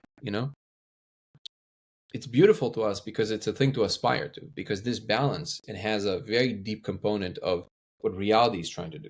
So it's like a fractal. So people who achieve even remotely this kind of level, it's very attractive because it's very unique, but it's a very difficult thing to do. And it is ultimately what reality is trying to do. And all the simulations are essentially kind of like the ebb and flow of this attempt. It's the thing that is trying to actuate itself. Do you think that it's the only way possible to achieve that harmony and the balance that you mentioned is by being true to yourself, true to who you are as a person? Yes, and that's obviously a difficult thing to describe with words, but we all know what that means, and it's kind of falling into this, yeah. And that is where the balance comes from, also from not trying to. That's why the Buddha insisted that the only time where you start to even remotely see what reality is really is when you stop talking, because every word you say about it is already a lie. It's already some slant on what is actually going on, and obviously, it's easy to say, right? And it's kind of, even me saying it now, like it sounds just like, oh, that's interesting. Okay, yeah, but I just said words, right? so it's kind of like, it's the thing that kind of shoots itself in the foot. This is why I highly recommend anybody to at least once in their life to pick up some contemplative or meditative art for more than just like listening to an app for 10 minutes a day. Either it's Vipassana that you can sign up for free all over the world and do like a 10-day retreat proper, at least once in your life. I did it. Yeah, there you go. So you know that when you sit in there with all the stuff that you probably heard about it and all these onion layers that just like keep peeling out and peeling out and peeling out, at a certain point you go, okay, maybe I need to stop being mind blown and just be. And all of a sudden you realize, oh, that's what I was told from the beginning. I was still playing this game. Okay. So then and the more you do it, the more you understand it, the more you understand it, the more you understand it. And I have to be honest, my jury is somewhat out on, is it really the attempt of everything to just kind of, just do what the Buddha said? Because then what was the point of any of it, right? Like, what was the point of any of it? Like, if reality started at a balance and then went into this disarray of experiences and ups and downs, what was the point of that? So maybe there's an answer to that. Maybe there's, for a period, reality likes to experience things, and then for a period, it likes to relax and not do anything. Maybe that's the answer. I don't know. But all I do know is that all I can do is follow as much of it as I'm capable of at the moment. So if in the moment I have enough wisdom to realize that saying something back is not the right thing, and I have enough emotional wherewithal to stop myself from doing that, I'll do that. But if I get lost in whatever the moment required and I still kind of become combative or whatever it is that I do that takes me away from this equanimity, okay, well, at least I'm going to do my best to not judge myself and know that I'm a human and I'm just trying to do this thing. And um, this is why when people claim too many things with too much confidence, it doesn't matter what direction, in a way that like everybody must know this or everybody must get on this program. Like, I know that nobody knows. It's like Zoltan said in the interview with him. Like he said, I know one thing, and that is nobody knows. I know that for a fact. So if I know that, I'm going to play my game. I'm going to do my best. I'm going to stay loyal to what feels right to me, according to my intuition, because that's what the universe is trying to do through me and no one else. And that's the expression that I believe the universe brought me to do. And on the way, I'm going to have all kinds of ideas that might be right, might be wrong. I'm going to make mistakes. All of it is part of the dance. So this is a very long-winded of saying exactly what you said beautifully, which is staying true to yourself. But really, it's a shifty game because you have to measure it against how it influences the environment, how it influences other people. You know, all this like infinite game, basically. Yeah. How long ago did you do the Vipassana retreat, by the way? I did 10 days because that was the minimum that I could sign up for. I don't know. I'm saying, how long ago did you do it? Oh, how long ago? That was 2020 or 2021. I think it was during COVID. Oh, that was yeah. Oh, it was perfect time because there's no work. I was like, I'm jumping in. Yeah. Amazing. Was that the period where they did everything with masks? No, there was no masks. No. You got lucky. Have you done as well? Yeah, I try to do 1 or 2 a year. Yeah, I've been doing it since 2017, and then I really got hooked on it, and I was like, okay, this is the only thing I found in my life that has this like wholesome quality to it, and it's very much under my control. I either practice or I don't practice. It's really that simple. And I've been trying to do 1 or 2 every year. Usually I sit one and then I volunteer one. Mm-hmm. And during COVID, it was excruciating because at least here in America, they made you wear the masks, and it's like you're trying to breathe through the thing, and you just it was an extra equanimity practice for sure. But yeah, I absolutely recommend it. And if not Vipassana, anything else, I also recommend, because if you just have the privilege of quieting your mind in an environment that was designed for it. There's other practices. There's also other forms of mindfulness. I think Vipassana is really great because it's free. It's everywhere. All you got to do is sign up and show up for 10 days. Really, it's all you got to do. So that's why it's very well positioned for, if you've never done anything like this. But really, anything that you can partake in a slightly more serious manner than just listening to some kind of a meditation app, which is also fine. But again, but you might want to also play with it more seriously, because it will reveal a dimension about your existence that nothing else can. And it's not even about the profundity of it. It's just about the matter-of-factness of it, which is like, we're all floating in this ocean of ideas, but ultimately, how am I influencing the other person right next to me? How am I, living my life? What does it look like when I look in the last 10 years of my life? They're all results of how you are in the moment, and just understanding it with your mind is quite different than sitting with it and really feeling it in your body of how that manifests. So that's why I always recommend it. There is something magical to, and I do love meditating. I do at least 10 minutes a day. I tend to do it in the evening. There is something magical to just sit in the silence and just observe whatever comes to your mind and whatever you feel. This is something that I've really acquired recently. Like if I'm feeling a negative emotion or a positive one, instead of reacting to that, I try to observe it, like where it comes from, why it comes from, is it actually true? And that massively helped me with like self-doubt or negative thoughts, where I'm doubting myself, and then I'm kind of trying to observe that emotion and like, is it actually true to what I feel, and where does it come from? And then after 5 minutes, I just realize it doesn't really make sense, and it's a lot easier to let go afterwards. Absolutely. Yeah. It's amazing how many ideas just kind of fall away. You see it in concentric circles. you know because you've done it. But what people, if somebody never done it, you'll be surprised how quickly you can stop reacting to the little itches on your body, which is, you would think it would be impossible because, like, come on, I got to itch. But like literally within a day or two, if you just don't do it, if you just don't react to it, they just never appear again. They're just gone. Like, it never happens again. And then you realize, oh, so this must be the case for basically everything that bothers you. It's just deeper and deeper layers of this. And then eventually, when enough of the what people in Vipassana call sankharas, you when you express enough of it, that you get to this place where really nothing bothers you. And the only thing that can really kind of bother you is like these very, very deep things. And so you work on that.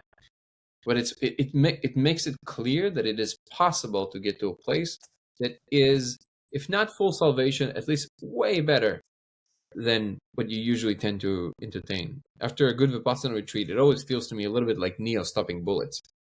There's always like this feeling of like somebody, says something that would upset you before, and you'd be like, "Oh, that's cute, okay," and it's just kind of, I don't care, and that's amazing. That's a truly incredible. It really feels like a superpower to some degree. That's a good analogy. That Neo stopping bullets. Yeah. By the way, are you guys? Sorry, I'm asking. It seems like no, because you guys said, but are you guys brothers? Do you ever get that? No, we're not. But he's got a twin brother, so. Okay. There's something about the mannerisms that I'm kind of picking up on, but okay. We spend too much time together, probably recording. Maybe. I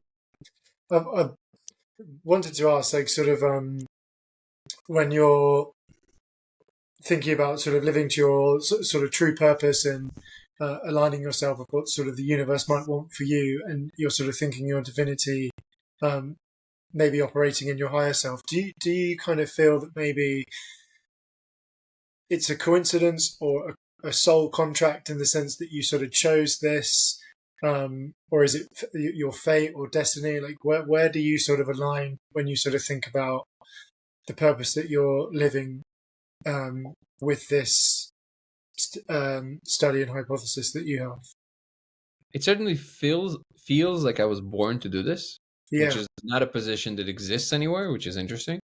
I was always very interested in the ultimate answer to everything, and my biggest dragon is interpersonal relationships, which is like the thing that was the hardest for me because of childhood traumas and whatever.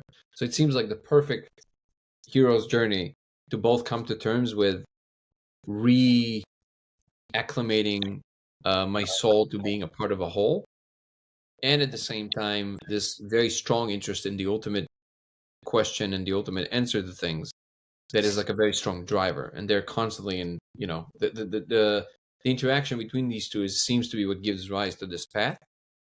It definitely feels like since I was a little kid, that I was kind of born to do this, to be a bridge of some sort. Communication is a very it's a thing that almost feels like real magic in the world to me. Like, if you arrange words in the right way, you say them just so, it produces results of influencing other minds. I find that magical. That's why I'm fascinated by incredible speakers, right? Terence McKenna, Sam Harris, all kind of Alan Watts. There's something about that way of doing things that has an artistic value, I think, in the world, and also an actual one. And at the same time, everything we're saying now, it seems that the door to infinity is behind no words, is behind just. And that's an interesting and a very poetic conundrum, and I love riding that wave. What it will entail, I have no idea, but yeah, it definitely feels like I was kind of positioned to do this, but I don't know if it necessarily means that it had to come to fruition.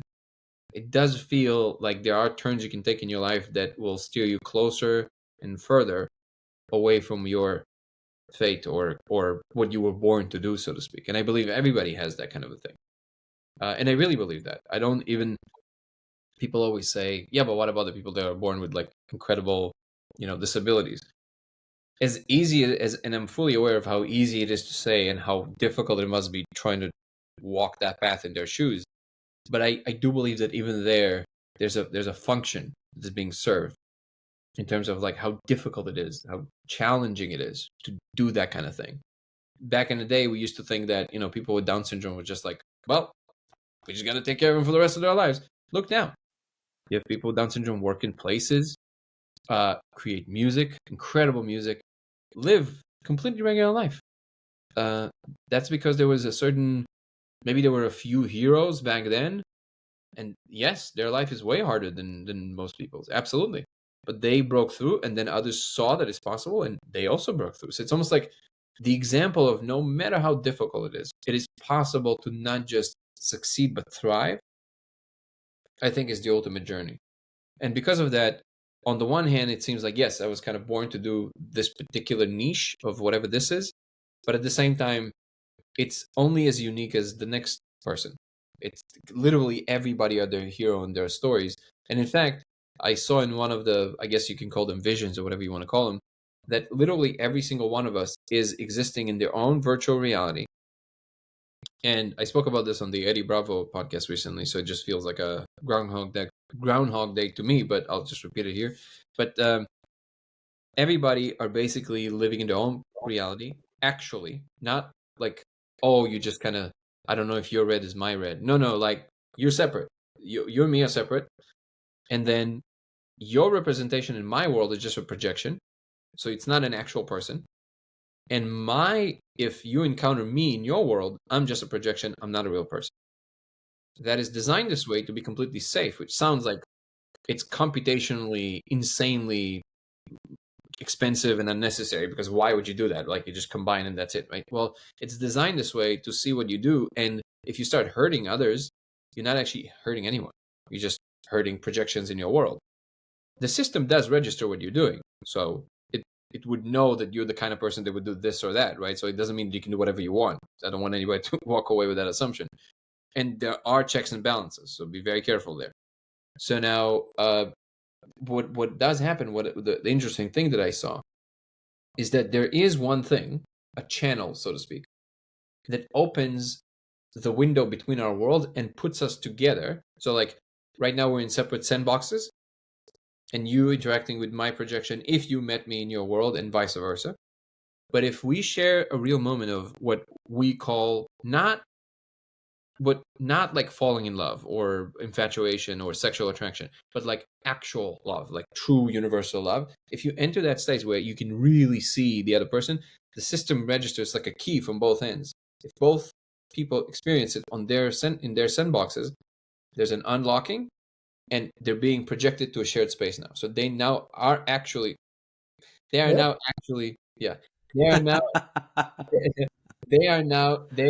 actually in a shared space.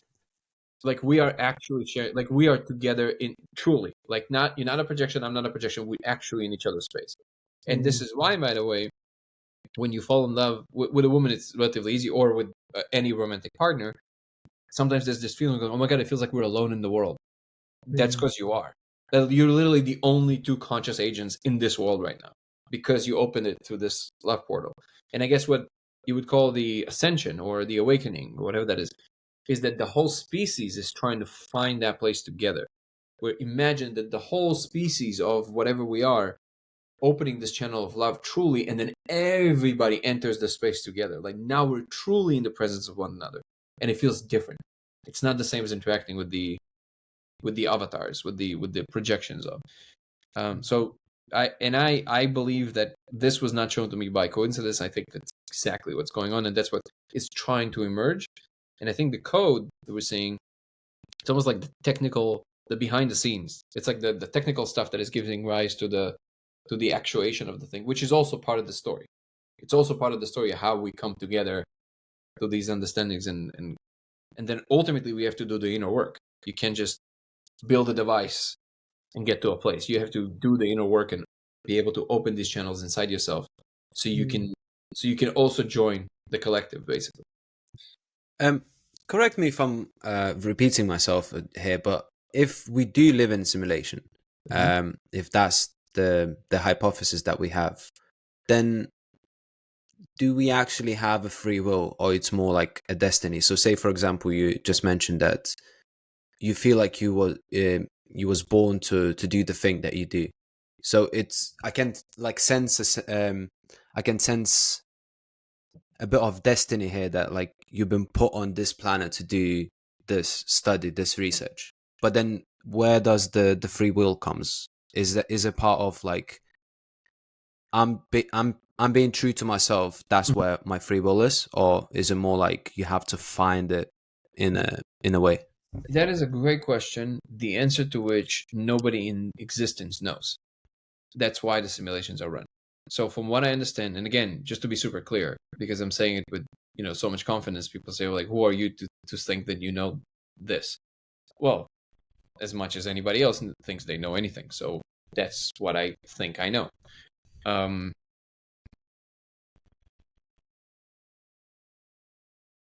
a logical perspective, free will doesn't make sense no matter what world you paint. You can't possibly have free will. Because what it postulates is that there's some state from which you're making decisions that is outside of the influence of all the steps that preceded it, which means that that's the free part of the free will, right? Because what you're really postulating is you're saying, well, I can do whatever I want right now. The reality is, of course not. Of course not. First of all, I can do within the frame where No, but I you can't stand. even do that, because all of it is a result of infinite things that happened before it. So what you're postulating is that there's some kind of a magical agent that is sitting behind your eyes, that is outside of reality itself on some comfortable couch, and reality constantly referring back to it, pausing everything, asking, hey, what would you like? Would you like A or B? And you go, B. And then it goes back to reality and goes, he said B. Okay, moving on to B. Okay, where is this place that you're sitting on the couch? Is it outside of reality? Okay, but isn't that then part of reality? Isn't that then part of the causation of what happens? So if you define it that way, you're still within reality. Okay, but then you say, but maybe there's a unifying force that is just kind of moving the thing. Okay, then in that picture, and this is, I think, the best linguistic representation of what free will might be, in terms of also logic, that was expressed by Bernardo Kastrup. He said, the only free will that can possibly be postulated about the world is of the ultimate agent. So, of reality as a whole, not of parts inside reality. That part is out the window. That doesn't make any sense, because of what I just described with the couch and the thing. Like, where does it end, right?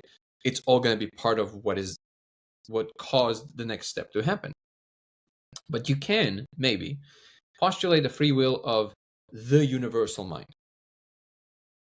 But there's a little trick that happens that I think answers the conundrum, or at least it puts it to rest to the degree that we can grapple with from this level of reality, which is reality is free to choose that it is ought to choose according to what it is. And it is ought to choose and it is only ought to choose the one thing that it is free to choose under the banner of what it is. So in other words, depending on how you look at it, you can say, look, reality chose this next thing because of whatever it was, because there's nothing outside of it. There's nothing else that can influence it. So the totality of it is the thing that gives rise to this next thing in this part of it. But that is the result of what it is. So was it free to choose that? Or was it just the thing that must have happened according to what it is? And if you want to say, well, there's the experiences of freedom in that instance, like, okay, but that's not what is being postulated. You can say that you have a story, which is part of the actuation of why you think you chose it. But the thing is that even the you that you're postulating yourself to be, you know this a little bit from Vipassana, the you think is making the choices doesn't exist. The you is not there. And that is not a metaphor. So there's a common practice in Dzogchen and in other forms of Buddhism in which you repeat for hours the phrase, There's no one here that everything is happening to. There's no one here that all of this is happening to. There's no one here that all of this is happening to. And you keep repeating it until you realize this for real, right? That agent is not here. It's just all vectors that kind of arrange themselves into what we call reality. So the reason that this question is very deep, probably the deepest question, because from what I saw, the reason that everything is happening, literally everything, in terms of realities, so like all the different simulations that are being run, it's God asking the question, why does everything exist, including me? God seems to not know. That's the one thing God doesn't know. The answer, collecting itself, is the multiverse. So just like in Douglas Adams' story, it's just that it's not the Earth that is calculating the ultimate question. It's reality itself. And this is where you kind of come to some, if you're interested in real functional answers, that's a dead end, obviously, because nobody knows and nobody can possibly know. But you can keep postulating forever from that point, philosophically, sure. But the question has to become, what relevance and what utility does it serve in terms of the greater good of all, if any, in the grand scheme of things? Is thinking about what that might be serves any other function but personal entertainment, right? And it might be instantiated in every single cell of existence itself to be able to ask these questions repeatedly, right? It's the echo of the question of God, so to speak. But in the end of the day, you also have to look at your local neighborhood. Because if the result of you asking the questions strongly enough in your local neighborhood results in everything else suffering around you, then maybe that's not the right strategy. Maybe it's not the right kind of question. Now, I'm not saying this to hint at that it is the case, that it is the wrong question. I'm truly raising the question, is it? All I can do is actuate the thing that feels right to me, and noticing what kind of ripples it creates around it and what kind of influence it exerts around itself. But that answer by Bernardo Kastrup, I think, is the best one I've ever heard, because it leaves you this possibility of postulating the free will of the ultimate agent, while you remember that even that had to be the result of what it is in its totality. So he doesn't really leave you with the kind of freedom that you thought you had. So the shorter answer is, you can't possibly have free will. But it seems that whatever free will is holds the key to the ultimate answer or question. Because if you look closely at what it's like to be you making a decision, it's always it's the same as, so if you have two different things that you want to decide, and I keep promising I'm going to come up with a different example, because I said this example so many times, but I don't have a better one. So let's say, because I think it delivers the point, let's say you're washing the dishes. It's very tactile, so it's easy to imagine, right? You have warm water on your hands, just project yourself there. But I really want you to imagine yourself there, right? And now, while you're doing that, you're trying to decide if you want to go to the gym or if you want to go to grocery shopping. You only have 30 minutes to decide, because after that you have a date or something, you have plans, whatever. So you have an hour to complete either going to the gym or going to do shopping. Both are important to you because right now the refrigerator is empty, and you also, because it's a date, let's say, you want to go to the gym because you want to bulk up a little bit. It's important for you how you look, right? Legitimate. Okay, which one do I choose? But then she might come to my place and then we don't have enough food. What do I do then? Maybe I can, all these ideas, right? And, and you're washing the dishes, right? You're in the moment. So notice what happens. You have all these competing ideas as what you want to do, right? All these like instances of you noticing something that tells you something logical about certain outcomes, according to which you would hopefully decide one of them, right? So then as time closes in, 15 minutes, 10 minutes, 5 minutes, 3 minutes, you eliminate possibilities to play with because it's like you can't entertain all of them. So then you go into like specifics. Notice what happens in the instance where you make the decision. Now you're either going to go to the store or go to the gym, right? If you really pay attention to what it's like to be you making that decision, it's equivalent to falling asleep for a nanosecond and waking up into a world that now you're either going to do one or the other. There's now a state in you that drives you to do one or the other, right? And the reason I'm saying equivalent to falling asleep is because you never remember when you fell asleep. You only remember when you woke up.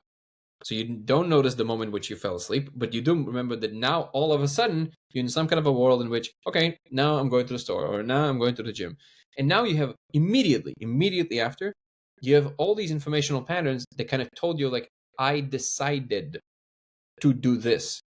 But the actual moment of now going left or right, there was no you sitting in a couch anywhere going left, right. That never happened. Whatever that is, that seems to be invisible to us in that instance, it turns out it's not just invisible to us. It's invisible to reality itself. No matter how deep you're going to go in the levels of emergence of reality itself, nowhere in reality that instance of going left or right exists. So the freedom of the choice does not exist in reality itself. However, clearly something happened to make it left or right. So from what I understand, what the system is doing is observing all the different beings in all the different worlds, no matter how different their circumstances are, and it's watching how they're making decisions. Because that instance of decision that is instantiated in every single living and conscious being, and even probably in processes in nature, like atom bonding and all that stuff, the thing that tries things, and if they don't work, it proceeds, and if it works, it couples them. That binary choice pattern, whatever it is, holds the key to understand what's behind reality itself. Because the ultimate fractal version of a choice is reality's choice to exist versus not to exist, which is the same thing that makes you either go to the store or go to the gym. What is that thing that is doing that? That is what the reality is trying to figure out, basically. That's why you can say you have the agency to the degree that you accept the story about your choice. Because if I ask you later, hey, why did you go to the store? You're going to have a whole story. It's like, well, I realized that it's more important for whatever it is. But that's a story you have now. It has nothing to do with the actual moment of actuation. And the truth is that it doesn't really matter. I was walking in my living room once and I knocked down the broom and it just fell down on the floor. And I thought, wouldn't it be funny if the broom thought I felt like falling? And it's the same thing. It doesn't actually matter. It matters maybe to some psychological stability. But I think what the Buddha was alluding to is that ultimately that part makes no difference whatsoever. If you're not in equilibrium, if you're not in a state that gives rise to a more equanimous state, you might want to try to do something else. That's really where it lies. Just to ask another question there is then, do you think that therefore consciousness within itself is there to say that we're just a conscious form of the universe in order to ask the very questions of what it wants to find out about itself? I think consciousness is fundamental, and not just in terms of existence, but it is existence. So again, bringing back to Bernardo Kastrup, that is the most modern proponent of analytic idealism. It's essentially where I fall in terms of philosophical position. So mind is the fundamental substrate of everything. And the way it interacts with itself gives rise to both what you see as the laws of physics and what you see as the mind that is the separate mind that is arising in the thing. Yeah. Dan, I'm lost. You lost. My brain's just, you broke my brains. Hopefully we can refine it. I'm so fascinated. I could go for hours. Literally, I could go for hours. Just wondering, like, where you're thinking of going with all the research, and what would be your ideal end goal with it? Prove that we can do some changes to the code, create all the stuff that I mentioned about helping more mainstream scientists come into the picture by creating results that they're going to be comfortable with. And beyond that, understanding what would be the next point in our work and research that can lead to benefit and help the greater good of all. So one of the things that maybe sounds slightly separate, but I'm just kind of trying to ride that wave as much as I can. Just because my work is getting more and more attention, I'm trying to leverage that attention as much as I can to help as many people that are less fortunate as I possibly can, and creating systems that can do that on a more regular basis. If nothing else, it's good for the karma. Yeah. So that's something that I'm definitely actively thinking about and trying to do. One of the next things we're trying to tackle is to see if we can do any, if we can really give a go at to some helping some of the homeless situation in some places. Clearly, it can be helped, but somehow it keeps falling between the cracks. I don't know why, but yeah, just bringing the right people into the picture. And again, I know it sounds a little separate from our project, but I do think that there is something there, not necessarily the homeless situation, but just that the thinking about ourselves as a collective, while not forgetting that there's still real things that need to happen in the world to make things happen. It's the balance that needs to be struck in order to make even greater shifts in consciousness happen. So as you know, from telepathy tapes, from all kinds of things that are happening right now, there's all kinds of new emerging understandings about the world. And they would require for us to come to terms with them both the loosening up of the rigid ways, some of the rigid ways in which science does things, which is kind of like adhering more to the cerebral part of humanity, to the overly soft sometimes approach to things from the spiritual perspective of like, well, just don't worry about anything. Well, monsters will still come. Sometimes you got to paint boundaries, So this more balanced way of doing things. There we go. I love it. Yeah. More balanced way. I didn't even know it does that. It's great. So there's a more balanced. Yes. So there's more balanced way to do things. And my attempt as a communicator to emphasize that part more and more and more, because I don't want to live in a world that super smart people, and this is a real problem, like, people in the physics community that like fully agree with me, even in technical terms. Like if we break it down in terms of like holography, all of that stuff, they say, okay, I think you really have something there. And yet they say, I can only advise. Because if I put my name on anything that has to do with this kind of thing, I'm going to lose my career. I don't want to live in a world like that. That's, I don't use that word often, but that is stupid. That is stupid. How can it be that somebody already achieved certain accolades and showed that they can do certain levels, and then just because they expressed the wrong attitude towards something, they're going to lose their career? What is this, And the same goes, again, striking balance. That I would really love to help striking balance in the world. That's epitome of being true to yourself, I guess. Being able to risk in career everything that you have for the sake of what you believe is true and what people need to hear. I guess that's also true, yeah. Yeah, it's really admirable what you're doing, and I really resonated with when you were sort of talking about the topic of conversation by heightening people's awareness of this in itself potentially creates a more using the word sort of love, and more having that sort of like